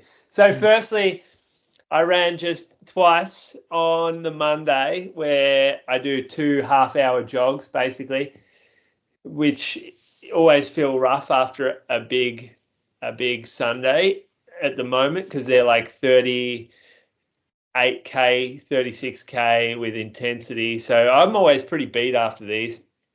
So I did half an hour in the morning, Monday, and then on the Arvo after work at Torquay, I jump on the treadie for 16. Now, this was an interesting one. I jump on the treadie. I was cooked. I was beaten up. I was like, you ever get the dizzy feeling when you're running? Like you're not bonking because you've only run 16 minutes, but your legs are jelly. You're kind of getting a bit fuzzy, and I was like, I got to get outside for a little bit to get this finished. So I jogged outside, and it just didn't feel good. But it also reminded me that I'm training for a marathon. Even though I'm not doing big mileage, I'm coming off a 36K day with 30K of intensity. So got to respect it. And you probably are underfueled a bit, Moose, with like working and stuff like that as well. So like that dizziness is a sign, although you hadn't run very far. Yeah, the thing about work is that you're not prioritizing eating. You often start work and you don't have something ready to eat. And so then you're like, oh, fuck, I got to go prepare my meal. It's going to take me 30 minutes or whatever, or I got to go buy something, and then I actually need to finish this thing. And by the time you do it, you're like, oh, I'm too close to the second run. I'll just have something small. You don't get enough calories in. So yeah, you're right about that. The next morning I ran out in the bush, just on some cool dirt roads, some decent hills, got a local legend. Gee, I thought they would have just given me all these when I moved back to town. But apparently you got to go earn them again. The next day, workout I did in the I thought, oh no, this was still just, what was this? Jeez. I don't even know what's going on there. Apologies for, it's that same old treadmill shit. 4K on the treadie, 2K with the dog. And then, have a look at this little good-looking rooster pop up. So this was this was an hour. I ran out to a point out in the rural area of the region, and I ran up and down on this road. And you know what? I felt good here. So this was after work. I skipped the morning run because there was something on, and I put the Super Blasts on. We like those to go a bit quicker. And I just jogged to start, and I thought, hold on, I'm feeling pretty good today. And then I just started rolling. And then, you know what was in my head, Croaks? Fashions on the field? No, well, sort of, but it wasn't what you were wearing. It was you without clothes on in my head. I'm thinking, this is some Brad Croker feels right now. I'm rolling along. I'm thinking, I'm covering it pretty well. And you should trademark that term, because that is an actual feeling that runners get. Yeah. Runners will know. Jess, you know when you're out for an easy run and all of a sudden you're just rolling. Yeah, it's the best feeling. You're like, oh wow, I'm getting pretty fit. You're covering it well, and you can thank Brad Croker for that, because he's coined it perfectly. And I thought, what better way to honour the man than this photo right here, which just. He's even posing. He's looking up in the distance. He's like mysterious. I love it. It got me to the national champs of the Melbourne Cup Fashions on the Field comp, Moose. Yeah, gee, you look young there. You got me a few extra Strava followers by putting that up too. So thank you. Yeah, I thought I might have got a few more comments, but 13's not bad there. I did a the next morning. I was going to do a workout in the morning, but things just got pushed back too late. Bree went for a run. By the time I got to do the workout, it was like I went to jog. It was 9 o'clock, and I was just thinking about getting to work. So I only just ran 6K, and I thought I'd push that to the Arvo. So in the Arvo, I was going to do this. I couldn't really decide on what workout to do. I knew I wanted to do around 10K pace work, and it didn't really matter what the actual session was. That was just the point of it, was the matter. So I just went simple, 8 by 3 minutes. I ran around the industrial estate. Not ideal area. There was still, what do I time? I started at 4:30. A few trades knocked off by then, but this is where our store is. And there's some industrial work out there. Like there's sand soil place out there with a lot of trucks going around, and there's trades that come and go from the warehouses and factories. And I thought most of them would be knocked off at 4:30, but there's still a bit going on. So I just ran around the block. You can see it's not real accurate GPS lines. That was also a concern I had when I was out there. Not that I cared the pace. I just thought this is kind of deceptive what's happening with the pace. But I ran 8 by 3 minutes, 90 seconds. Actually, I had a sore hamstring from earlier in the week, so I didn't push this too hard. I stayed kind of controlled on these ones, and it was very windy. So some of the sections of this were really fast, and that's a bit of a problem with a hamstring niggle or hamstring tightness. Is I got a downhill stretch with a tailwind, and all of a sudden 2:55 pace was feeling like aerobically fine, but my hamstring was just getting stretched because I'm having to run that fast. And so it wasn't great for it, I don't think. And as the session went on, I did get a little bit more tightness. So I made sure that I kept things in check and I didn't push it too fast.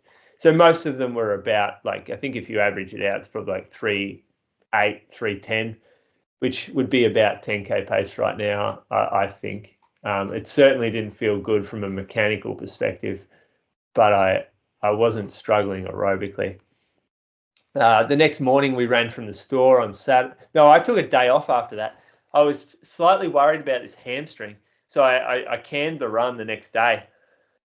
And I got out on Saturday morning and I jogged with a group from the store, which was really nice. Best day we've had for ages. Sun was out, ran down past on the Esplanade at Torquay, past Parkrun. Ran with Zach and Newman. He came down, Croaks. That was fun. You should have seen. Your dog attacked him. Dog's playing with him. He just wants to play. And Zach is real nervous around him. And I think the dog senses that and plays a bit harder.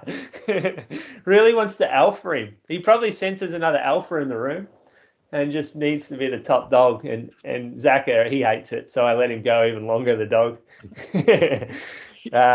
But, the girls love Zaka. We were running along the Esplanade, and they just, every time we run past a pack of girls, they all just look straight at him, like trying to get his attention. He's so popular. You want to have to go for a run with him one time. The next, that Arvo, it was the grand final. I didn't watch it, but I ran at about probably just after half time, maybe 3/4 time, around the roads of Torquay, and all the parties were going on. There's a bunch of just heaps of pissed people out shouting, kicking the footy just in the middle of the road. It's a pretty weird vibe, actually. It's not like really anything else grand final day. It was just an odd environment. I felt a bit strange out jogging when 90% of the town was drinking and at a party. Yeah. Yeah, I didn't mind it. It made me feel like I was doing the right thing anyway. The next morning, we did our pretty standard session, which is 2 weeks out from the race. So we run an hour, and after the hour, we do 10K tempo. And the tempo is supposed to be at marathon feel or marathon effort. Marathon pace is the guideline, but then you adjust on how you feel. And another day of shit weather, raining, wind speed 30k an hour, feels like 8 degrees, and it's just been a grim build, this marathon. So I was running with Matty Gunther for the tempo. We were doing the Chanel Estate, we call it. GPS loves this place. It makes you feel good when you look at your pace. 3:23s it came out at. I felt like this was a comfortable pace the whole way, with the exception of maybe for the first K or so, when I just felt cold and I felt stiff. And the longer the run on, the easier the pace felt and the more I was holding myself back. So I started this run with little confidence, and then I finished being more confident that this could be around the pace that we look to run on the day. I think it'll very much depend on the weather. It's a bit quicker than 73 minutes through half, Moose, 3:23. Is it? It's only a little bit quicker. It's 72. 72, yeah, it's a minute quicker, isn't it? Yeah. That's the tricky bit. Chanel Estate, give us a couple of seconds. So that's 40 seconds. So it's only probably 20 seconds, okay. So 72:30, 2:25 pace through halfway. That's what you want, isn't it? And then kick down. I reckon 73. I don't reckon I've got the wheels to make up heaps in the second half. So I probably need to be a bit more sort of on my limit and just back my strength in the second half. Do you know that's a concern I have? You go out at 3:26. Okay, that's fine. That's comfy. Aerobically, I'm fine. Yeah. But I can't run 3:20s to finish. I just don't have the legs for it anymore. Yeah. Whereas I'd be more happy going 72.5, so it's on 2:25 pace, and then try and kick down and run somewhere in the 2:24s. Okay. Well, maybe this is a project. We'll workshop this. Yeah. With a couple of others, because we got a good crew going. We do. Guys want to really knock you off, so they'll sit on you. I'll be the last guy in the pack. Oh no, you've got a massive target on your back. No, but after my last few marathons where it's always pacing, I am not pacing anybody in this marathon. I am getting a sit. Yeah, there's a few big units in our group too. They'll be good down along the beach when the wind kicks up. How many Ks for the week, Moose? Not sure. Let me click. 111. 111. That's a day off too. Yeah, nice. Do you know what though? While we're on this, I just want to say, I don't know about this taper business, I think a lot of people get to 2 weeks out and they absolutely switch off, and they finish their week with 2 weeks to go, and they're like, right, I'm done, I'm finished now, and they wake up the next day and they think, oh, running, oh, I thought I was finished already. I don't really want to run. It's not going to benefit me in any way, so I just go out and slog around, and I'll cut my run short, and this is just bad for me now, this running. It's a really bad mindset to get in. You need to stay on, alert, like motivated for that final 2 weeks. You want to hit the race with momentum. You don't want to hit it on this 2 to 3 week downslide of emotion and like this sluggishness. Yeah. And I think the mental side of a taper is really important. Like, you want to avoid the misconception that the work's done, because it's not.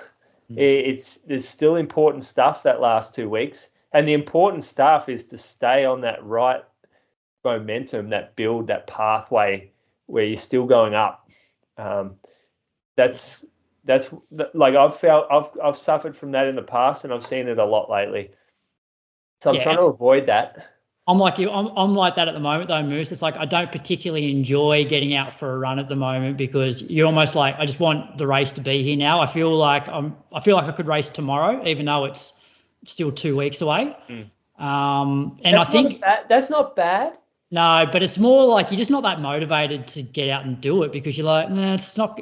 Yeah, like I'm trying to do some different stuff. So I'm not doing a heap of marathon pace stuff, doing some quicker stuff. But also I think at our ages, Moose, I reckon we can get away with a slightly shorter taper. Like I personally think 2 weeks is probably enough for me, even though this one's going to be 3 weeks. And like when I ran my best marathon, I actually had like a really light week from 3 weeks out to 2 weeks out, because I had a little bit of a niggle. And then I actually had quite a big week 2 weeks out, like no huge sessions. So like you're saying, I sort of then had that little bit of a lull and then sort of came into the race with a bit more momentum. I think I've said it on the podcast. I had a coach once who he had the same thing. He took a week off running like a month out from his race, and he had a great race. He said it was the best race of his life. So he used to tell me to have like a really, really light week a month out, and to hit that final month with momentum, like going forward again. And I like that. I think people need that mid-marathon block, almost like reset, where they can just relax for a little bit, and it takes the edge off them. Are you like that in track, Jess? Like you want to try and hit races, like the main races, with some momentum, as opposed to feel like you're sort of hanging on? Yeah, definitely. I think this year was actually the first time I let myself taper properly. I feel like most of the seasons I always kind of am like have one eye on the races to come after championships, whereas this year we kind of like, we really wanted to hit the Olympics as the big one, and everything afterwards didn't matter. So yeah, it was definitely like the most I've trusted a taper before too, not to feel like I had to cram stuff in. So I don't know, maybe you taper better when you're really like satisfied with the body of work. So I don't know. It's probably a vicious cycle, really, and everyone's different. The Olympics is pretty easy to get motivated for. Yeah, definitely. Yeah. But I definitely relate to that feeling of like, I'm just ready to go tomorrow. Like, let's just get the show on the road. Yeah, I've had that, a few of those easy runs where I'm starting to run a few like 3:45, 3:50 jogging. I'm like, I think I'm ready now. And you're like visualizing yourself on the race course, and passing get carried away. 35k. Just wondering what I'm going to say to him. So you're both running Melbourne? Yeah, we're both running, but I'll be amazing. I'll be behind Julian the whole way. Yeah, I think I'm the starter of your race, and then I'll see you guys at the finish line too. Nice. Okay. So do you know what you have to do at the start line? I think it's a horn or something. No. I don't know. The speech. Yeah. It's a Braveheart style inspirational captain's rev up speech. Rob De Castella. Okay. Just Google Rob De Castella Gold Coast Marathon, and that. Okay. And just Well, Well, thanks for the heads up, because I've got like 12 days now to figure it out. Oh yeah, there'll be people that their marathon will make or you'll make or break it based on your. Yeah, it's more pressure than an Olympic final. Just to be 30,000 people there listening, waiting to charge into battle. They need to get revved up. All right, Moose, I'm going to whip through my week, and then we'll get on to thanking some patrons. So I kicked off Monday with an hour at 4:23s. I'd had an extra day recovery compared to you because I did my big long run / session on the Saturday. Then I went to the gym later that morning, headed out to the track on Tuesday afternoon. So the session was 3 by a K off about 60 seconds recovery, 5 400s off a minute recovery, and then another 2 by 1K. But I was having 2 minutes rest between the sets. So I'm actually quite enjoying these sort of sessions where you work on a few different sort of systems and a few different speeds. So my first lot of K reps were 308, 308, 306. Didn't feel particularly smooth early on, which like most sessions for me don't. Like it takes me a while to warm up. 400s were then 70, 69, 68, 69, 68. And then my last 2K reps were 305 and 302. So definitely working pretty hard in that sort of last 2 by a K, but I was pretty happy with the speed that I was able to get out for that session. So this speed stuff here, yeah. Like I understand why you're doing it, but I also worry that throwing this fast stuff in this close to the marathon after doing quite little of it is a little bit risky. Yeah, but I've actually, if you go back and look at like my last like 6 weeks, like Tuesdays have been predominantly speed work. Like I have been doing 10 400s off a minute at around that 70, 71. So I'm not running crazy faster than that on that session. Like around like a 68, 69. Now. But the thing that I'm doing differently, Moose, is I'm having short bouts of work. So I'm doing 3 by a K off a minute, and then I'm having 2 minutes recovery. So I'm never sort of getting into that much fatigue that you can't recover and then feel smooth for the next lot. And then I do, the 5 400s off a minute. And so, by the end of that 5 4s, I'm working pretty hard, but I have 2 minutes recovery before I go back into just 2K reps again. So I feel like I'm giving. It's not that much. Well, it is if you're not. Well, it's more than a minute. I think but like 2 minutes for. I imagine Jess has some pretty decent rest sets. I was just looking at that and I was like, if Dad said 2 minutes between sets, I would be like, you're joking. Yeah, but I'm running 69 70s, not 62s. Yeah, I'm like a big 8 minute set break person. And I think in the past, Moose, where I've got in trouble with trying to do speed work close to the race is I've been trying to do the speed work, but also do it off short recovery. And that's when my calves and everything start to just tighten up because I'm getting fatigued and still trying to run fast. Whereas I feel like I'm giving myself just enough recovery between the sets, and the sets aren't real long that I can get away with it. Yeah, I get what you're saying. Yeah. Jess, do you and your dad work off ratios of work to rest for different paces and intensities? Not on purpose. I think as we reached like our best fitness this year, it was like almost 1-to-1. Like if we're doing 4s and just over 60, the rest was 60. But it's not kind of intentional. It just kind of ended up that way. But the recovery between sets for us is like very generous. Like that hasn't changed yet. And it's usually a case of like when you feel ready to go again, we'll go again. And like I probably milk that significantly. Yeah. All right, so that was Tuesday. Wednesday, I had still like a midweek long run. So I did 90 minutes, 4:15s. Thursday, got out for 10.5K, 4:27s. And then Friday was my second session for the week. I didn't train with the group early in the morning. So I did a trusty treadmill session. So treadmill sessions are always the ones where it's like, okay, I know I need to do a session, not super motivated, and like it's just easy just to set it up. So you want to watch The Bourne Identity at the same time? No, I can't watch. I cannot watch anything while I'm actually doing a session. I just have music playing. Really? fan on. Yeah. You can watch a show while you're doing like hard reps. Oh, like The Equalizer or something along those lines. No, Jess, have you ever done treadmill sessions? No, like 2 weeks when I had to quarantine at home back in 2020, but never by choice. Do you think you could do like 6-minute intervals at threshold watching a TV show? I don't think so. I'm music or pop. Maybe you could watch like, I think Izzy spends, when she's on the cross trainer and stuff, she watches like a lot of like old races.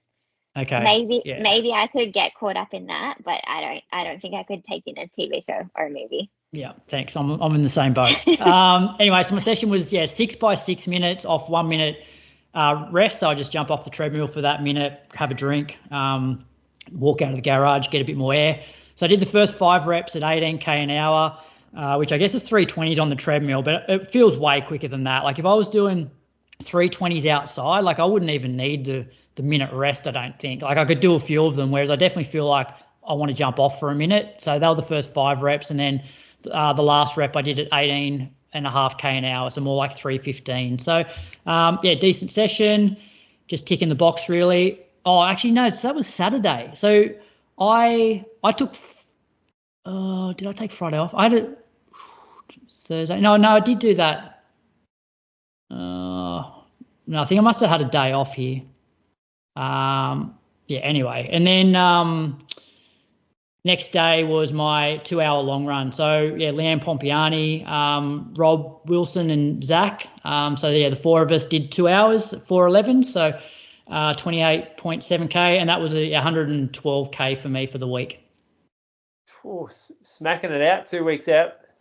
What, 2 hours? 2 hours, yeah. 28k over hills. That's all right. 90 minutes this Sunday. Yeah, you're looking good. I still think you still talk, like, where are we at with the whole pacing someone to run 240 or whatever bullshit you were talking about? I'm not doing that. I'm not doing that. I'm just, good. I'm going to, like, I obviously want to run as fast as I possibly can, but I also want to have fun out there. And so if me running as fast as I possibly can means me being on my own for 42k, I'm happy to basically sacrifice 30 seconds to a minute to at least run with people for, a good chunk of the race. All right. Does that make sense? Yeah. There'll be people around, don't worry. Yeah, so people around. I reckon somewhere in that 72 to 73 minutes through half should tick the box pretty well, depending on the weather. Yeah. We can workshop this. Yeah. All right, Moose, who you giving a shout out to? So my shout out, let me just get on the right page here. It's going to Madeline Oldfield. So Madeline lives and works as a dietitian in Gippsland, Victoria, a former junior track runner. She ran 1,500 in 4:37, 5K, 17:45. She turned to she was a pro triathlete from 2019 to 2015, top 20 at a half Ironman World Championships. Did some trail running, won the Surf Coast Trail Marathon 1 year, which prestigious event.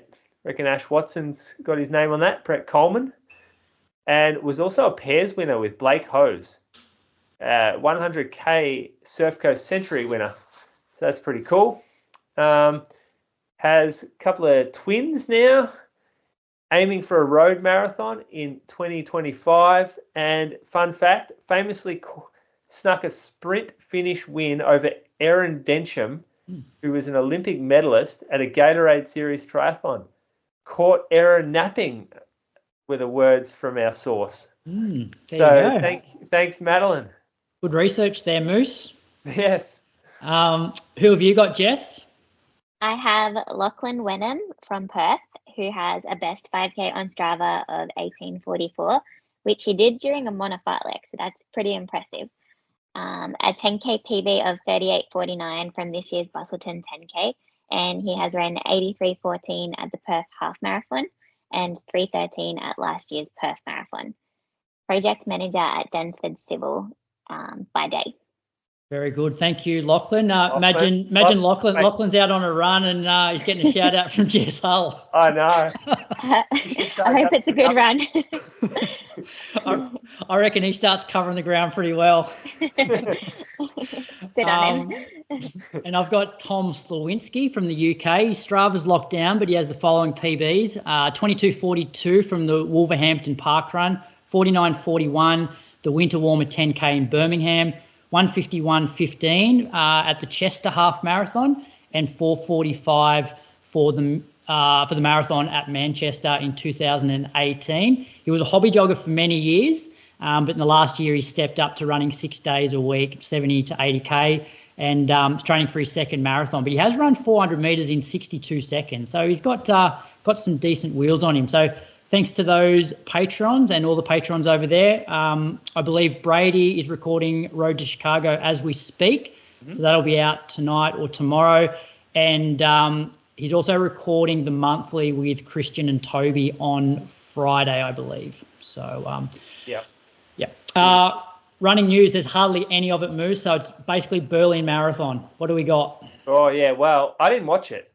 I followed along on the apps because I had a couple of people that I knew running. So I was following, but I didn't find the link for it, and I didn't bother putting it on TV. And for the men's race, I don't recognize any of these names from the top three. And that might just be my ignorance. Well, it definitely is. But I feel like with Kipchoge missing, it just loses its sparkle a little bit. And it can't draw me into the finding a pirated stream somewhere on Facebook or downloading and paying for a what do you Flow call track. it? A flow track, yeah. Like I'm not paying for that again. So I'm at a point now where if there's no Kipchoge or no Kiptum or no Bakili, like I need a new star in the marathon world to come out and get me back in, hook me back. But at the moment, I don't have it there. So we're just going to read the results out, Croaks. The men's, they went out hard. So Milkesa Mengesha. He ran 2:03.17 and he's gone through the first half 60.57, and there's been a bit of a blow there to a 62.20, but he's still run 2:03.17. Cybrian Kotut ran 2:03.22, so looks like it was fairly close at the end. Haymonot Alew ran 2:03.31. Now in the ladies, Tigist Ketema. Tigist is becoming a pretty popular name over there in Ethiopia. Maybe it's always been, but I'm just hearing it a lot more lately. She also ran positive split for a 2:16.42. That was a 67.53 and a 68.49. She was followed in by Mestawot Fikir, 2:18.48, and Bosana Mulatie was 2:19. Now, this could be me being wrong again, but are those six all Ethiopian? Not 100% sure, Moose. I'm a bit like you in that I really struggle to follow some of these major marathons because I don't know the backstories to a lot of the runners. Like, Jess, do you follow the marathon much? We actually put this on, and there was maybe 5K to go in the men's race. Like the stream only showed the men's race, but it was quite weird when you think about it. Like they said the projected time was like 2:03, and both Dad and I were kind of like, oh, only 2:03, and it's like we just got so used to the front of these races just being crazy that like 2:03 is crazy, but like you kind of become like numb to that. But yeah, we only watched like the last 5K, and the commentators were pretty excited about Kotut, who finished second. I don't know if they just enjoyed saying his name or something, but they talked more about him than they did about Mengesha. Yeah, it's definitely a hard event to follow because there's just so much depth, but you don't know their backstories, a lot of the athletes. It's like every major marathon, there's, 25, 30 Ethiopians, Kenyans up there, but you just don't know anything about them. That might change as like some of these track stars start to go to the roads, like Chapter Guy and stuff. If they can convert it, might bring the interest back again. Well, speaking of female marathoners, Safan Hassan, given like you've obviously raced her a bit, like when you heard in the lead up to the Olympics that she wanted to do the 15, the 5, the 10 and the marathon, what did you think? And how did you rate her Olympic performances like? Well, it's pretty hard to fault. She got 3 medals in 3 events, but I really thought she'd run the 15, and I believe she would have got a medal. I don't know what color medal, how she changed the race, whatnot, but she's just like such an athlete. Like if she's in that field, she's a gamer. She doesn't run if she's not like ready to medal in that event. So yeah, if she had been on the 1500 start line, I would have thought, yep, she's one of the women here that's going to get a medal. So you need to be right behind her or right in front of her. Because I personally thought that her running all of those events, even though she pulled out of the 15, I still thought running the 5, the 10 and the marathon, it was going to backfire and that she wouldn't win that many medals. But then to come out and actually win gold on the last day after all that, it's just incredible. And like even like honestly in the 5K, of what she had done leading into the Olympics, like I know she goes into these heavy training blocks, so a lot of the time we see a very tired Safan race prior to the championships. But even like as close as she got in that 5K, I was like, she nearly stole that. Like, if she's a little closer coming into the straight, you never know what might have happened when Faith and Beatrice Tibet were battling each other. Like, it was definitely setting itself up. But yeah, I mean, she's impressive, whatever she does, and she's just a fun person to kind of watch compete. You never know what she's gonna say, what she's gonna do. Like so many times I've watched her and thought, does she know this is the bell lap because she sits so far back? And I'm like, I don't know if she knows that they're about to get the bell. Like she might want to move up a bit closer, but she always finds a way. Yeah. And Moose, we had a few friends of the show racing in Berlin. Yes, yeah. So we'll start off with the Brit, but has spent time over here in Australia, Callie Thackeray. So she's run 2:21.24 for 7th place. So she just continues her meteoric rise in the distance running community. Solid negative split too. It was like 70 low, 70 mid for the second half. Yeah, really. Wait, 70 low, 70 mid. That's Yep. off the second half. Yeah. No, very like, she's training well. She's training really well. Obviously racing well too. We had Lisa Weightman, the Australian there. She ran 2:24.40 for 12th. She went out quite hot and then just backed it off a bit for the second half. That's still a very stellar, like very good run from Lisa. Vanessa Wilson, 2:28.34 for 19th. And Tara Palm ran 2:32 for 21st. So Vanessa Wilson, that's an Australian who's just run 2:28.34. Do you know much about Vanessa, Croaks? No, I asked Brady, and he said that she was a school teacher. I did look at her World Athletics profile, and so she's 42, I think, soon to turn 43, and that was a PB for her, first time under 2:30. Yeah, and just like to go under 2:30 puts you in like rare air, we'll call it. That is a big milestone for the ladies, and not a lot have done it. Maybe 12 all time, perhaps maybe a little more, maybe, but not too many more. And to do it for the first time when you're 42, nearly 43, is such a breakthrough. Like for all those years of toiling and you're getting results when you're that age, that is just, it must just feel so special to get that. And it should just give inspiration to all those runners who think their best is behind them. That there's going to be some periods where you actually might ride the roller coaster up to the top again. So hey, Moose, question for you. Like, I did not know Lisa was running until pretty much the day before, because when we had Izzy on last week and we're talking about Melbourne Marathon, I was like, oh, who's doing Melbourne? Like maybe Lisa will do Melbourne because it's like $25,000 for the win. And it was Izzy then that said, oh no, Jen's doing it, which we didn't know that either at the time. And then Jen came out during the week with a Instagram post saying, oh, I was trying to keep this secret, but now it's out. I'm doing Melbourne in a couple of weeks' time. do we think this is good for the sport, like not knowing when our stars are running? How can it be good for the sport? It's genuinely bad for the sport that we can't follow along what our top runners are doing.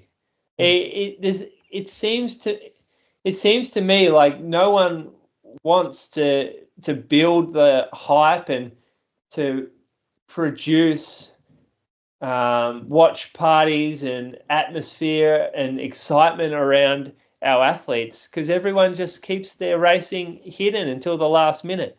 The only confirmation that I got that Lisa was running was pretty much a start line pic that got put up on social media, and I was like, oh well, so much if the media want to follow this. Like, you're not going to get too much reporting, I don't think, if no one even knows that you're running. It doesn't really make sense to me that that's like how you would build yourself. Like these ladies, they're professional athletes. I know that they're looking for brand partners, and brand partners come through media exposure. And I don't understand why you have to do it like that. Maybe to take some pressure off, like the lack of chat in the running world beforehand. Maybe the media won't reach out to you in the couple of weeks beforehand. You can focus on your training. Perhaps that's the reason. I just don't feel like it is good for our sport, and it robs the running community a chance to really follow and cheer on its stars. What's your take on it, Jess? Like, is there a reason why you would sort of not let people know what races you've got planned? I feel like I'm quite upfront about what I'm doing for racing in person with people. If I have a conversation with someone, I'm never going to shy away from the races that I'm doing. But from a meet perspective, like, the meet wants to announce you. So it's kind of like an unspoken rule if you don't announce yourself kind of before they've had a chance to. I'm not sure how this would have worked with Berlin, because like it does seem like kind of late for them to like not have announced Lisa, or for anyone to have been aware of it. But I do know for like Diamond Leagues and stuff, it is kind of like just like it's known like the meet should be the one to announce you, especially if they've got like medalists and stuff. They want to like drop a big. It's like an unofficial rule. Yeah, kind of. But I feel like I mean I'm kind of all for everyone knowing where you're racing. I think it also throws the gauntlet down of like, I'm going to be here, like, come and race me kind of thing. So I don't know, like, and maybe because like with Jen with Melbourne, like, it's kind of like it would be cool if she kind of said early like she was going to race, and then you never know who else might have showed up. So it's kind of, it sets a good tone when you kind of can build some hype for the event from far out. But it might have also been that Melbourne wanted to announce Jen closer to the day and get like a last push of excitement, I don't know, generate some hype. But yeah, I think it's sometimes out of the athlete's hand. But if you're the athlete, I don't know why you wouldn't want people to kind of know. Yeah. Well, potentially, if you don't want anyone showing up to race you, you don't announce that you're racing. Like, that is one reason why you might not, if there's a lot of money on the line. Yeah, but the flip side is if you're like one of the big names and you announce that you are going to run, it probably means that others won't turn up, because it's like, oh, well, I'm probably not going to win the 25K if Jen's running. Jen Gregson's running. Probably won't win that today. So I won't just go and try and chance it. Yeah. I that's what I would think too, Crux. That's why it's a little bit confusing to me anyway. Every race is different, which is probably also a problem. It should be maybe some sort of standard procedure. All right, well, that's running news. Moose, we are going to review the Brooks Glycerin Max now. All right, Moose, so why don't you start with some of the specs of this shoe? All right, yeah, we can do that. So specs, you can tell from just looking at the shoe. I'm just going to pull it up here. You can tell from looking at it that it's a chunky boy. So we have some serious amount of midsole thickness. Now, I don't have the exact heights in front of me right now, but I think we're talking like upwards of 44 mil, I reckon, of cushion in this shoe. It's a 6 mil pitch, which means the the heel is 6 mil higher than the forefoot. It's a maximal shoe, and that means that it fits in a category where there's just a massive stack of foam, but it's also got some width underfoot to provide stability. So you can see that the width across the heel and the forefoot is quite wide. We have to do that to make a shoe that this thick and soft, stable.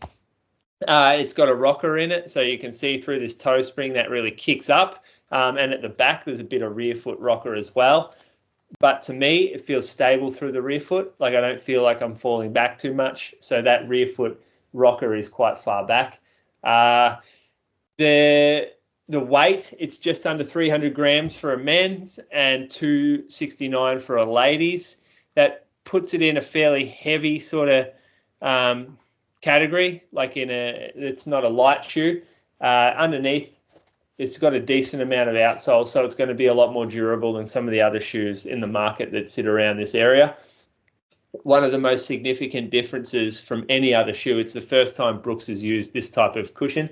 So it's called DNA tuned, nitrogen-induced foam, but it has two different types of foam cells throughout the midsole in order to give two different experiences underfoot. So the large cell foam, what we see with that is that we see a greater amount of compression, and so it's a softer feel, and they put that in the heel to accommodate rear foot strike, which most runners do. But up front, the type of foam foam cells are a lot smaller, packed together tighter, which give a more responsive, firmer toe off. So that's the idea behind these sort of two types of foam cells. I get from Brooks, from the fit perspective, Brooks is one of the best fitting shoes on the market. Just as a general statement, I really like how their shoes fit. They don't ever try to get too fancy with anything. They're really kind of conservative in terms of how they build the shapes and the lasts of their shoes, so it fits a lot of people. They make a great heel cup. I have no slipping in this shoe. It's one of the only shoes, if you can see, that I don't have to lace lock. And that's really impressive from Brooks, because I have to lace lock nearly everything because I hate toes slide up the back. And this is a rigid shoe. Most rigid shoes for me, my heel lifts. So that's just another example or a bit of evidence pointing to how well this shoe fits me. Up front, really nice soft upper. Again, simple, nothing complicated here. They haven't used some kind of knit that stretches a lot, or they haven't used some new age type fabric. It's just a really smooth feeling fit. Now, they're the specs, they're the facts, Croaks. Why don't you go ahead and give your experience of running in the shoe? Yeah, so I've run probably, 5 or 6 times in this shoe. And the two things that stood out for me, one were just the amount of foam and the amount of cushion, and also how comfortable the upper is. I've been using this predominantly for the days after those big sort of marathon workouts where my legs have been completely smashed.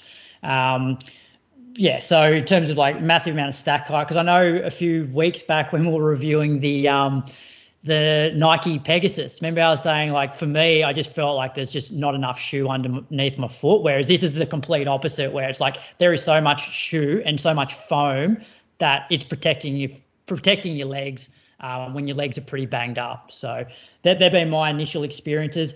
I probably need to get out onto the roads a little bit more, because I feel because I'm already on the soft surface of the mulligans on the trails and it's already soft, I think it would probably come into its own on a harder surface. This is a concrete shoe, no doubt about it. And I said that on Shoe Geeks too when I was chatting about it. I'm this shoe on a road or anywhere where there's corrugations or there's bevel in the surface, tree roots, I just don't think it works very well. It's just too much shoe for that. But then when you get to that concrete section or asphalt, everything about this comes into its own, and it's found its home. So you can see through the I don't even know if this is going out on video or not, but probably not. Yeah, you can see on the bottom through the forefoot. It's the geometry is specific for what they're trying to achieve. At the back, there's one channel, and it's very stable. It's a lot sort of It's like accommodating of that rear foot strike with a bit more stability, whereas up front, they've got this firmer, more responsive foam, but they've dug these channels into the midsole where you'll get a little bit more like compression of the foam, and that will provide a lot more response as well. So it's been like engineered to be very poppy off the forefoot. And that's for me where I like, when I'm feeling good, I've got this ankle impingement that limits how much I can land, how forward I can land. But when I'm feeling good and that's behaving itself, I really like just to get up on the forefoot of this thing because there's so much guts underneath it. Yeah. What shoes would this sort of compete with? Yeah, this shoe competes. This is an interesting position for a brand to take when they have a shoe like the Brooks Ghost Max 2 in the range already, because the Ghost Max 2 is their maximal shoe that's designed almost now for therapy use. In my mind, it's firm. It was a fast long run shoe. For everything and long runs, and you're the only bloke in the world to run under 4 minutes a K in it. But it does feel good for it feels good to you for that. But I wear it at work because I love how solid it feels underfoot. It's stiff, but it has this higher density foam. It's got a lot of integrity. To me, it doesn't feel like it really rocks me forward much, and it doesn't feel like it's a dynamic shoe.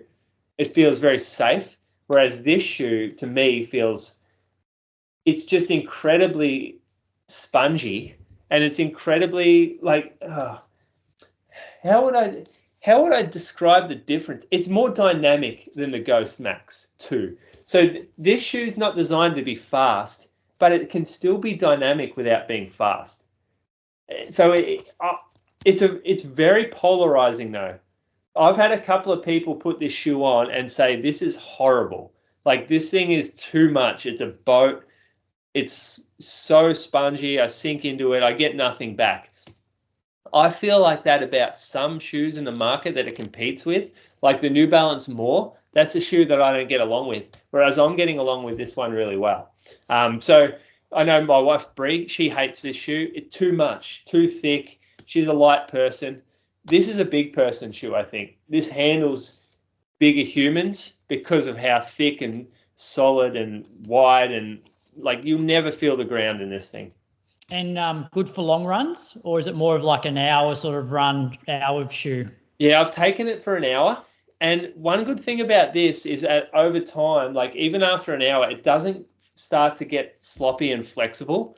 Like some foams out there that are those low density EVAs, even after an hour, they compress and get sloppy. Whereas this is this nitrogen infused foam. We don't see that happen to this type of foam. So these new foams are a lot more resilient to that. So there is no, like, I would wear this for a long run. And it wouldn't be a long run where I run on the road and start running steady pace. It would be a long run that I'm running with a group and we're sticking around the 4:30 to 5 minute pace and we're cruising. This would absolutely do that really well. Like, and recovery shoe, I use it how you use it right now. I'm wearing it the day after a workout, the afternoon double. That's where this shoe works the best. Yeah. Speaking of being a good road shoe, I wonder what percentage of our listeners run on road versus trail. Do you reckon? I reckon at least 80% of people that listen to this show would probably do a lot of running on roads. Yeah, well, think about if you live in Sydney. Yeah. Outside Centennial, there's fuck all dirt. It's pretty much just concrete. Yeah. You live in Melbourne, you're dealing with a lot of concrete, but you can get to the tan, you can get to sort of, it's still pretty much concrete. You live in the Gold Coast, concrete. Brisbane, concrete. Sunny Coast, concrete. So I don't know what Perth is like. You ever been to Perth? Only for uni games, long time ago. Yeah, I reckon there's a lot of concrete there. Yeah. So if you think about the major cities, a lot of concrete. And if I'm in the like if I lived on the Gold Coast, I'd want this shoe. That'd be I'd be looking at shoes like this just to provide a bit more protection from that hard artificial surface. I'll pack it for Gold Coast next year. Yeah. $350. It's on the pricey side of things. It competes with super shoes in that price category. So that's probably one thing. This shoe, it's not a performance trainer. It's very much an easy run. It's not in the performance category at all. So there's nothing like it that costs this much. The other shoes that cost this much are all geared towards going faster. We haven't seen a shoe that costs this much that's geared towards going slower and recovering and feeling good while going slow. So other shoes it competes with are like the New Balance More at 260, the Bondi at 280. You got shoes like the Glide Max from Asics, which is 240, I think. So it's a substantially more expensive shoe. However, this foam and this outer sole, this is going to last you a really long time. So when you average out, like compared to a New Balance More, $1 per kilometer, this could be more value than any of those other shoes that are costing under $300. Yeah, my outer sole's not even like scuffed at all. No, mine's not. Mine's still got those little dimples in the top. You know, those little, tiny little knobs. Yeah, I've got those too. So and anyway, I saw on your Strava you've put 60K into them. So that's good just to not have any traction wear at all. Yeah, like nothing. Like it looks brand new. Like if I wiped it with a wet cloth, it would look brand new. Yeah. It's gonna be a tank. It'll go for a long time.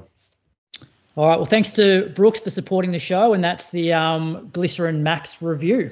Yeah. Good on you, Brooks.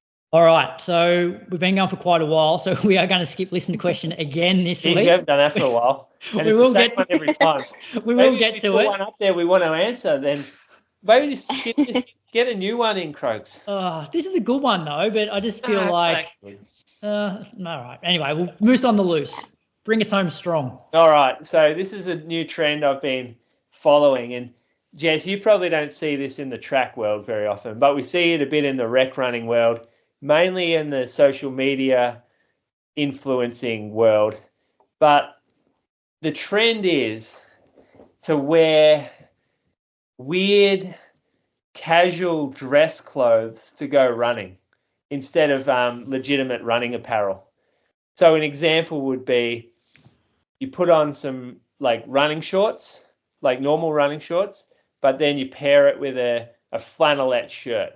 And so you go for a jog in a flannel, or it's like a dress shirt that you sort of button down and they're made of cotton or whatever, or like a big cotton t-shirt with a cool graphic on it. And that's your choice of top. And it's not for a functional reason. There's no functional benefit to that whatsoever. In fact, it works against functionality. You're wearing it to be aesthetically like radical. And I just don't get it. I just don't understand it. But I'm not a fashionista like you, Croaks. Perhaps you from the world of fashion can explain this a little bit more to me as to why someone would run in a dress shirt. I've got no idea. Is this along the same lines of Reese Edwards wearing a tennis shirt for a marathon session? Tennis shirts may have good moisture wicking properties, and they potentially breathable, given that they're designed for high intensity sport. I'll pay him his tennis shirt, but I won't pay a button down like Ralph Lauren style shirt on a run just to look cool. And do you know who uses this the most? It's the trail running world. So they're like caught up in this hiking / outdoor coolness area where you don't want to look like you're trying. And that's probably what it comes back to, that whole high school sort of mentality where don't ever look like you're trying to do something because you'll be a loser. Like no one's cool that tries. And so then you see in this trail world, like, oh, we're not going to wear a synthetic running shirt because that's trying too hard. Let's just put on the first thing we find in our wardrobe, and that'll do for us. And that will look like we're not trying, so we're going to be part of the cool crowd. And that's just how I feel about that. Very good. All right, that's pretty much the end of the show. What's coming up? I've already mentioned the monthly, which is on being recorded Friday. Toby, I believe, is doing some Melbourne Marathon form guide and predictions. We've also got Jimmy Friend and Friend. So Breeze on this one, I believe, Moose. Yeah.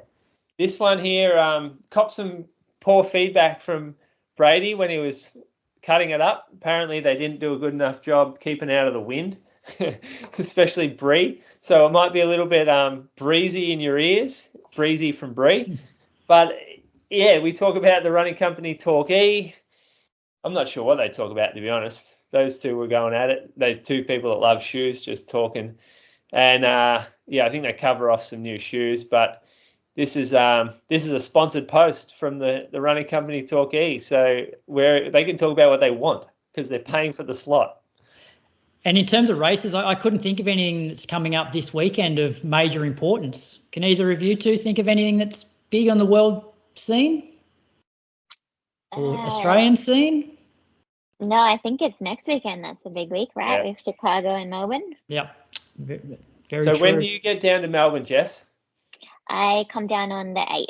So I've got about a week down there. So cool. I got some cool things to do.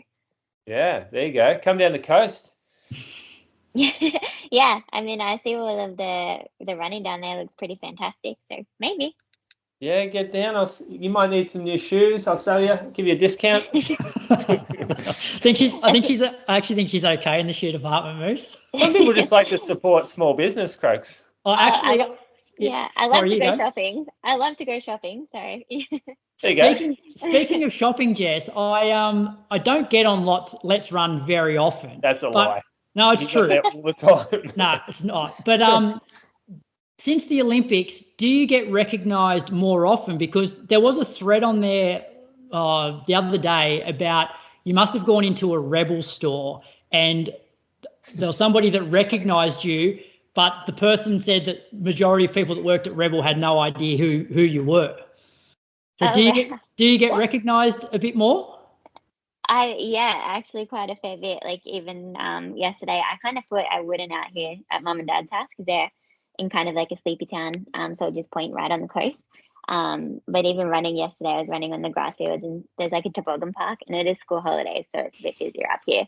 And I was getting cheered on by people that had watched the Olympics. But wow, I went in to buy some hamstring sliders. I didn't realize I was started a Let's Run thread. Ready to get back into my gym work, but I didn't realize I caused a stir. Yeah. That's a sign you're famous though. If you're getting internet posts saying, guess who came in my work today? I have to be a bit more conscious now. Any more questions for Jess? Wrap it up, Moose. Yeah. We could. What's your dad's name? You didn't tell me that. Simon. Yeah. Simon Hull. All right. Yeah. Cool. And who's he supporting the league? He is a mad Bulldogs supporter. And if my brother or I cheered for any other team, I think we'd be disowned. So yeah, no, it was pretty funny overseas watching him try and get the VPN and everything to work to watch the footy. VPN, that's what I was going for before. Oh, look, I've got heaps more questions, but we'll wrap it up there. Thank you so much for giving up, like a couple of hours of your Tuesday night. Really appreciate it. Like, you're such an inspiration to so many people, not only in the country, around the world. You're so professional. You speak so well. So just keep doing what you're doing. Thank you. Thanks for having me. It's been fun. I didn't realize it had been that long. That went pretty quick. Yeah. Thanks, Jess. You're my wife's favourite runner. Daughter's favourite runner. You're going to be the star of the next 10 years in our running world. So thanks for coming on our show. Yeah, and I feel sorry for next week's guest host. I felt the pressure following Izzy because she speaks so well. Yeah, we've actually been really lucky. Brady may not get his spot back. Yeah, you might not need to bring Brady back to the main show. I was catching up on his road to Chicago because I met Em for the first time because she works for Nike, and I hadn't met her until the Sunset Run Outs this past week, and I'm like, oh, now I got a face to the voice. Yeah, well, thanks again, Jess. Look forward to seeing you at the start line and hopefully the finish line of Melbourne Marathon. Thanks, guys. All the best with the taper. Don't overthink it. Yeah. Chat next week, Moose. Could have stayed hung up, could have been knocked down, but here I stand, a man whose roots he understands, and I'm gonna hold my head up high. Welcome back to episode maybe number 4 of Jimmy Friend and Friends. We've had a small layover in between, but we're back here today with good reason too, and with the co-owner of the new running company Torquay and also the running company Geelong, Bree Hook. How are you, Bree? Hey Jimmy, I'm good. How are you? Very well, thank you. We're on here today to introduce to all the listeners the running company Torquay. So Julian and Bree have taken a lease down the coast, a little closer to home, and opening up a new running company in Torquay for the community down the coast, making everything a little easier for everyone not wanting to head all the way into Geelong. So we'll start off quickly with just a quick background, I guess, on how the idea came about for the running company Torquay, maybe when the ball started rolling and kind of when the lease popped up, got signed, and then how the fit out process has been with the store opening in the coming week. Yeah, cool. It's been a bit of a whirlwind, actually. It's all happened relatively quickly, it feels.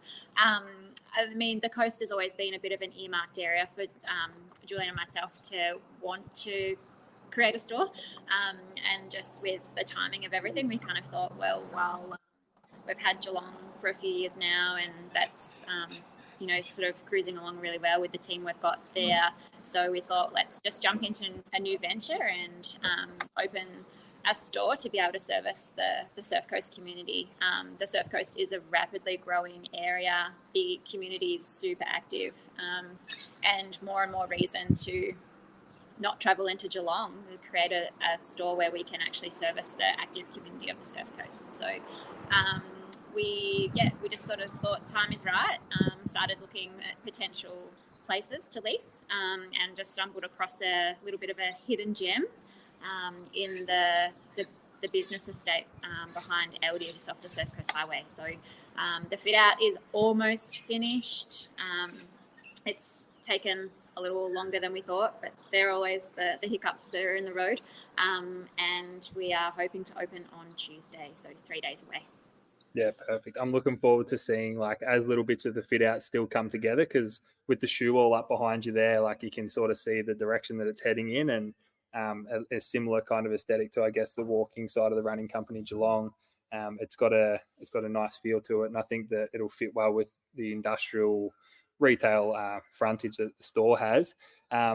When did the lease was signed and everything was official? When did that happen? Because it's come on relatively quickly, I guess, and I feel like it's been, like you said, a bit of a whirlwind, but quite a quick whirlwind as well. With other running company stores that have opened in the past may have had sort of 6 to 12 months lead into their open date, but I feel like this has been fast tracked to some degree. So when was that kind of first box ticked of the lease being signed? Yeah, we signed the lease in July. Yeah. So we had, pretty sure it was 3 months from signing the lease to open. So I think having opened a few stores before, we kind of know the order of processes. We've got a little bit more of an idea of how we want things to look, what the changes that we want to make in every store that we kind of jump on. So once we signed the lease, we kind of already had almost a rough idea of plans and how we want things to look and be. And we're really lucky in the shop fitter who's completed the walking by the running company in Geelong. He's doing this store too, so he kind of knows our direction. He works with us really well, and we kind of create and come to a decision all together and collectively sort of create something that we feel reflects the area that we're in. And like you said, we're in an industrial area, so we tried to make this space a little bit more edgy, a little bit more industrial, and fit with the surrounds of all the other stores that we're in, but all the while keeping the mainstays of the running company as well. So it still has the look and the feel of a running company store, but it does have a little bit of a different aesthetic to the running company Geelong and walking by as well. I think that's probably a good thing, having that, remove it from the city down to the coast and being able to kind of incorporate parts of the coast in the store to make it feel a little more homely for like the locals that are going to come in and shop with you. Is there any products, I guess, like being down the coast where you guys live and train, it's pretty trail heavy. Will the store be in that kind of area as well, like stocking certain specific products maybe that might be a little different or just a little heavier in areas in terms of range on the shoe wall as well? Yeah, the range is pretty reflective of what we already have in Geelong. So we have a trail range, we have road racing, lightweight training, and daily training. We have a little bit more, I guess, expensive apparel options. So we've really sort of diversified and gone into a little bit more apparel from On Running. So we've really got a head-to-toe capsule from On Running and from Nike as well. So just really trying to create a space where people can come and sort of really deck themselves out from head to toe in whatever they feel comfortable wearing. Hydration packs, accessories, anything to be able to keep yourself out for a trail run on the coast. Obviously, the trails we have here, you can get pretty deep in the bush, so you want to be able to be self-sufficient. If you get lost, you want to have some water, you want to be able to carry your phone. So just having all those accessories here as well for people who might be training for a trail event, whether it's something that you need to carry that's mandatory. The accessories options are pretty cool as well. It's going to be pretty fun to see it all come together. It's not actually all on the shop floor at the moment, so we still have a little bit of a blank canvas to fill. But it is reflective of the I guess the types of running that people are doing down here on the coast versus in a city where it is a lot of concrete. Definitely a slightly more diverse range of shoes and footwear and accessories. That's perfect. I think we ran about an hour earlier this morning, and we might have spent 10 minutes on the concrete sort of getting out of the estate. But then, you find yourself on little river tracks and sort of beach paths and everything like that people lend to that hybrid type shoe and trail as well. Talking of trail shoes, I sort of want to just bring up a couple of different options, I guess, that we want to talk about in terms of recent releases and one maybe sort of upcoming release, depending on when this is going to air. It might be just about to drop, but we might start with the Hoka Speedgoat 6, a nice update on a stalwart trail shoe from Hoka that's been around for many years now and seen on the feet of a lot of Hoka pros sort of running in big ultra marathon distance races. Not a great deal of sort of geometry or stack height change, still nice and sort of cushioned and rigid, similar foam density and Vibram outer sole as it's always sort of had. A shoe that isn't just lending itself to like sort of hardcore ultra and distance trail, but also just nice groomed gravel road, relatively smooth kind of trail shoe as well. Have you had the chance to pop the Speedgoat on at all, even just in the store, and have a feel underfoot? Yeah, I have. And I actually used to run in Speedgoat a lot when we lived in Ballarat. It was the perfect shoe for some of the running that we used to do that was on a little bit of road to get to trails. So as much as it's not a hybrid shoe, it can handle a little bit of that sort of free road running before the trails. So I'm actually a previous wearer of Speedgoat Ace. It's a shoe that's always felt super smooth underfoot, and that little bit more breadth of the platform underneath the foot gives just so much stability. And so you can sort of take it anywhere. And the fire road, like a fire road option, technical trail, the lockdown in the upper is awesome as well. They've just sort of nailed the fit of that shoe, and it's I think also having it in width options in the stores as well for us is just so much more accommodating. More feet can fit into the shoe, having it in a standard and a wide fitting as well. That's right, standard and wide for men's and women's, and also Gore-Tex low cut and a Gore-Tex cuff as well, like a little mid-cut cuff as well, so that's like light hike for anyone sort of going anywhere that might be getting a little wet and not want to have wet feet to go with it. But I kind of also just like a shoe. You get on a dirt road and it just feels like you're running on a road in a road shoe. It doesn't have that sort of clunky, heavy, firm feeling to it like some other trail shoes can. But just while we're on the trail chat, I sort of wanted to jump in with a Speedgoat. It's a good option from Hoka to be able to use a Hoka shoe that's not really classic Hoka as well, like big, bulky, very stiff, almost therapeutic kind of use shoe. It's a little bit more runnable than some of their other kind of bulkier options like the Stinson and the Bondi. We might pop a little clip up quickly now of the Brooks Glycerin Max, which is a new model entirely from Brooks. So they've gone with the Ghost Max, is already in its second rendition. A little bit of like a recovery day shoe or a therapy style shoe that they're doing in multiple different sort of uppers and a bit more of a lifestyle option sometimes as well. Whereas the Glycerin Max is definitely in that it's a cruisy super trainer category. So it's not a big plated, bouncy, fast shoe that you're going to do big, long tempos in, but it's a shoe that's going to be suitable for a lot of concrete running. It's got a bit of rigidity to take a little bit of load away from your foot and ankle on a recovery day, and plenty of cushion with a big white platform to remain nice and stable as well. The yellow foam, if you're watching, you can sort of see the yellow foam that's a core and embedded inside the shoe is a little bit more lively than the core that it sits around it.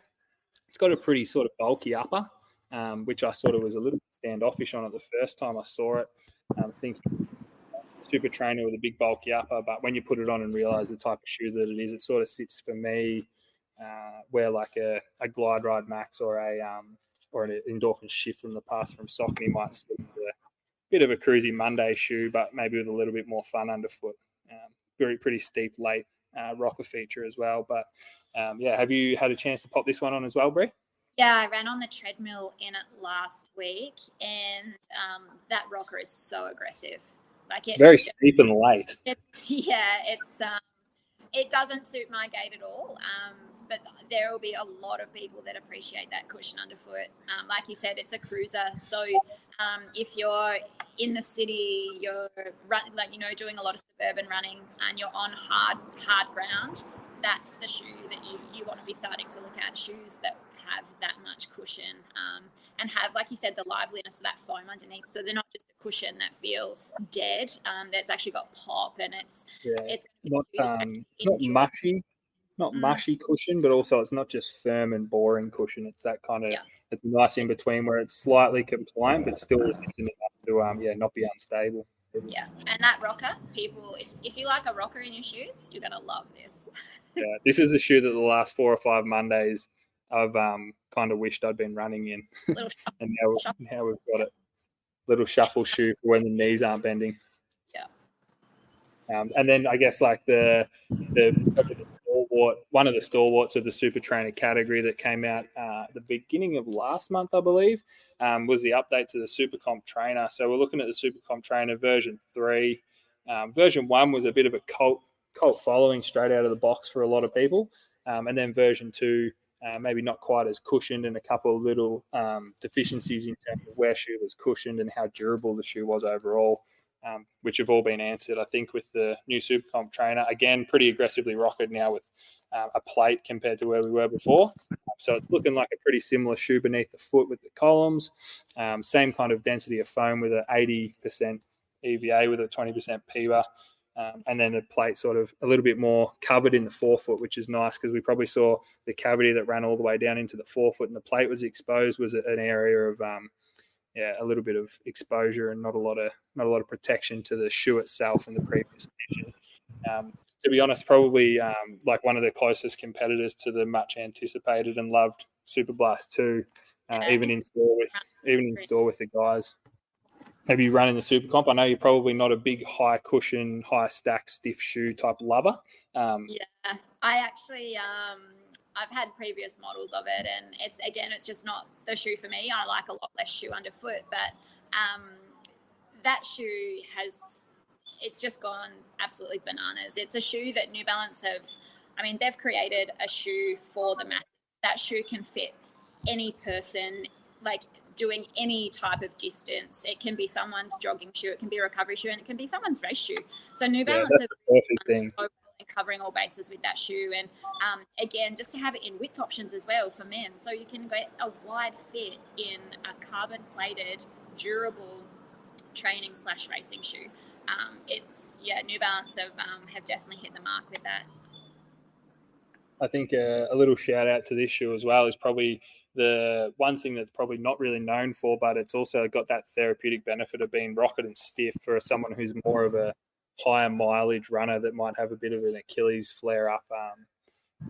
Shout out to Liam Hanrahan. He's had the Achilles flare up from wearing spikes too often, and he always goes back to his super comp trainer for his daily miles during the winter when his Achilles sort of gets a little angry. And he's pretty happy with the new update. I think being able to get back to a more mileage without sort of the drama, because he was a big lover of the first version of that particular shoe.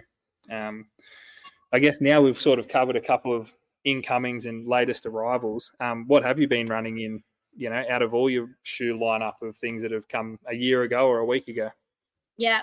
I'll give you my 3 in high rotation at the moment. The Cloud Monster Hyper. That's been a shoe, even though I kind of, I don't preference high stack, high cushion, stiff shoes. That is probably the one in my rotation. The Nike Vomero and the Asics Nova Blast. So they're probably my 3 shoes in rotation. I do preference a lighter shoe. I probably run 50-50 dirt trails to hard concrete, just splitting my running across Geelong and Anglesey. So the harder days on the concrete, I'd use the Cloud Monster Hyper. The first 2 weeks of running in that shoe, I hated it. I couldn't understand why people liked the shoe, and it just got to a point where it almost just softened slightly. Yeah, I was going to say, once it wore a bit, it gets a bit flexible between the 2 layers of foam, and it kind of would probably feel more like a Nova Blast now. Yeah, absolutely. So it's a little bit heavier than the other 2 shoes that I do wear, but that heaviness is offset by the bounce that you get in the forefoot, and just kind of feeling like some days you just do need that extra little bit more shoe underfoot, especially on hard surface. I just feel that this gives me everything that I need. So I've actually been really loving the Cloud Monster Hyper, and if I just show you the outer sole too, it's actually got a really nice little bit more grip on that rubber. Yeah, it's borderline lugged. Yeah, so it's really grippy. So if you do want to take it on trails, like I actually run on some technical trail in this shoe as well. It's probably not ideal for the type of shoe that it is, but it can handle it. And that outer sole on a dirt road is just beautiful. Perfection, isn't it? Yeah, it's nice. I can't fault this shoe. I love it. I wear it for long runs. I wear it for easy jogging. I wear it for some days if you want to do some surges. It doesn't feel fast, so it's not a shoe that you can really sort of do a faster workout in, but that's okay. You can't get everything out of a shoe sometimes, and that's just the reality of having a nice few little other roost shoes in your rotation. But right. Jim, how have you been going with it? I'm huge on it. I'm on to my second pair of Monster Hypers, and my old pair I'll still wear for like warm-ups and cool-downs just to put it back on and get squeeze that last little bit of life out of it. But I've found I run around. I reckon I've run over 600 Ks in my first pair, and it feels a little flat, but it's still doing the trick.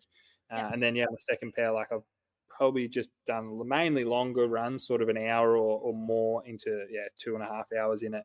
And I run in Geelong most days, and it's fairly concrete, and it's a good amount of cushion without being heavy and clunky, and it's a good amount of stiffness with it's a 6mm offset shoe, so the rigidity is only a little bit flexible without it being 6mm and flexible any shoe that's going to be too sort of harsh on the calf Achilles for myself. So it's just got a nice little balance.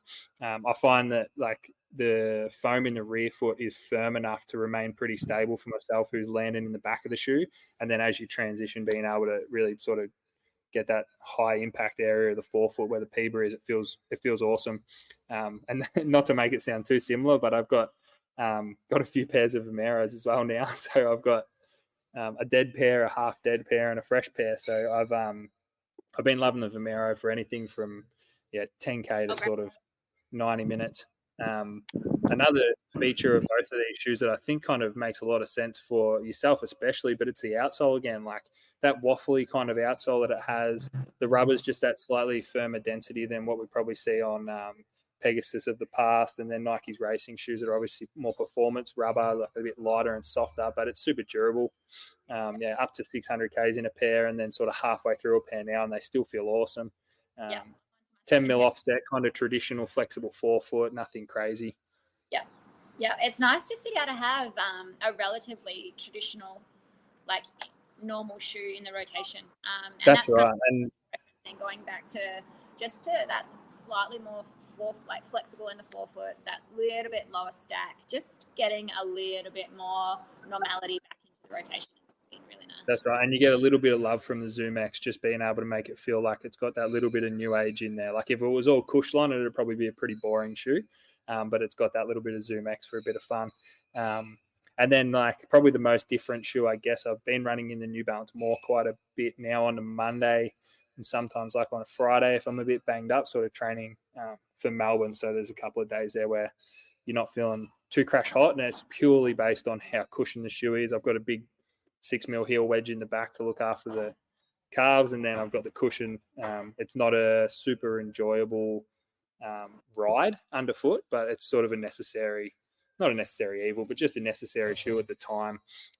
The update of that shoe has been great. It's a bit stiffer and a little bit more stable, I find, and the foam probably a slightly more robust and long-lasting foam. But yeah, I've been running the older one still, and it's just doing its job for 20 Ks a week for me at the moment. And we can't talk about what shoes we're wearing without talking about your race shoes. So have you got any session or race shoes that you're just loving that are new, or loving that you've been wearing for many years? I mean, you guys know I'm a big lover of the Alpha Fly. The Alpha Fly is my race shoe. Alpha Fly 3, I keep it in the bag. It only comes out on those special occasions. I actually train a lot in Alpha Fly 2 and Alpha Fly 3 just for those, those ones are a little bit more special. You and Kipchoge, the only two Alpha Fly 2 lovers in the world. I don't know. You guys pay me out about it all the time, but seriously, I put those Alpha Fly 2s on, and there is nothing better than that shoe. It's one of those shoes that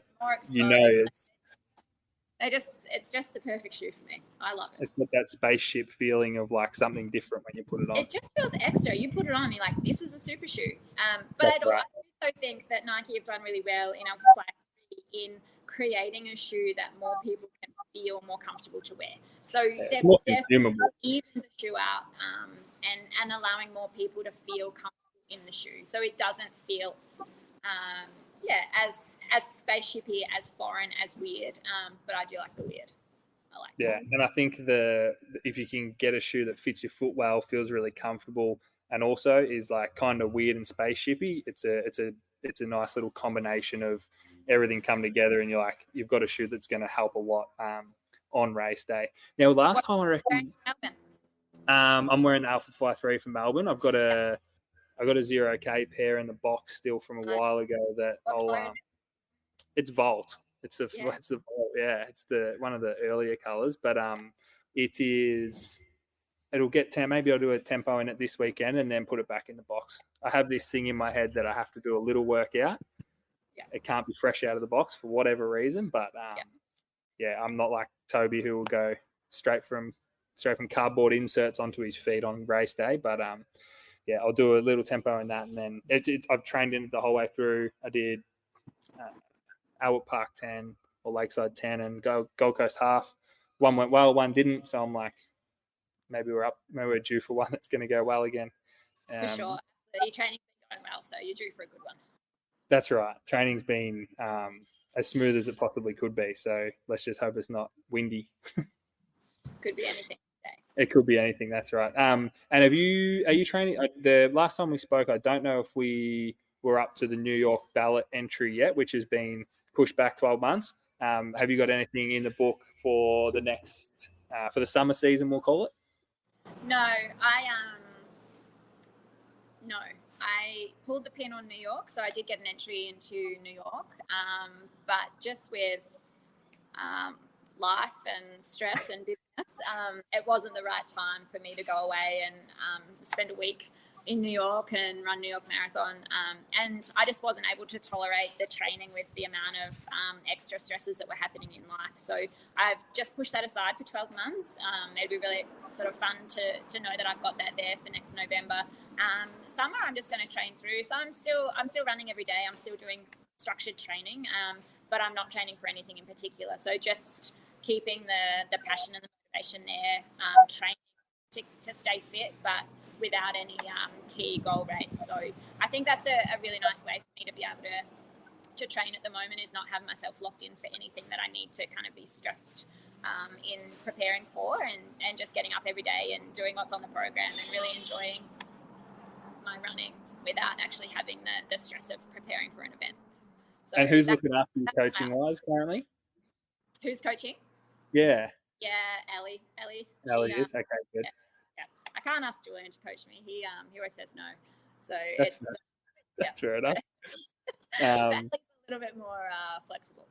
Yeah, you're in good hands, I think. Anyway, that's perfect. And that way you can jump in and out of, like, you can do Roo Run, Mountain to Surf. If there's like the Surf Coast track night, you're like, 5 or 10. Like, jump in things that aren't going to take 8 or 12 weeks of your life for one big day that's overseas. Like, there's so many things that can just potentially pop up and go wrong, especially when you're in like the busiest 3 months of your life, probably. And it's a stressful time. Yeah, training to be fit without actually having to have sort of something that you're training towards. Yeah, that's perfect. That's all good. Was there any other things also, I guess, talking store accessories, whether it be nutrition? We talked about hydration packs for whether it be road or trail running. Now we kind of see the popularity of being able to store your own things. But was there any other accessories in store that's either new or old, essential or niche that you wanted to kind of cover off on, talk about or mention? Well, I think coming into summer, I mean, like we always talk about the need to constantly like be in touch with your hydration strategies. So always making sure that you're always replacing what you're losing. So there's going to be a big broad range of different nutrition in store. So whether that's gels for fueling your long runs, or whether it's pre and post hydration options as well. There's wearables. So again, coming into summer and keeping track of your heart rate. So wearable heart rate options. We've found huge take up. A lot of people preferencing the armbands over the chest strap. So, different heart rate options. There's so much. I think the heart rate armband might be one of probably the least rated until you try it, and then maybe one of the best inventions for a chest strap chafe sufferer.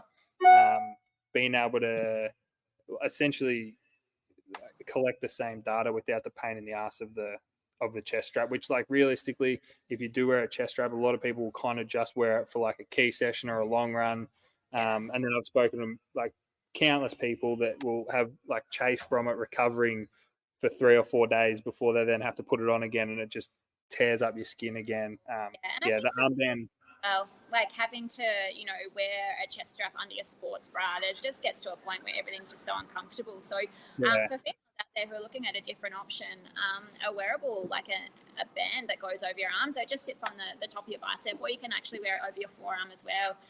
It's just allowing you to collect, some really good heart rate data and be more comfortable while you're actually doing it. So it just does create a much more feeling of having something on your body rather than across your chest. 100%. I've worn it for a few races as well, like 15K race, 10K race, half, and like I'm not looking at it during the race, but it's nice to reflect on and see what happened. But like I forget that you're wearing it. It's that sort of minimal, which is nice. Quick little I'm like talking about training a little bit, but training for Melbourne Marathon.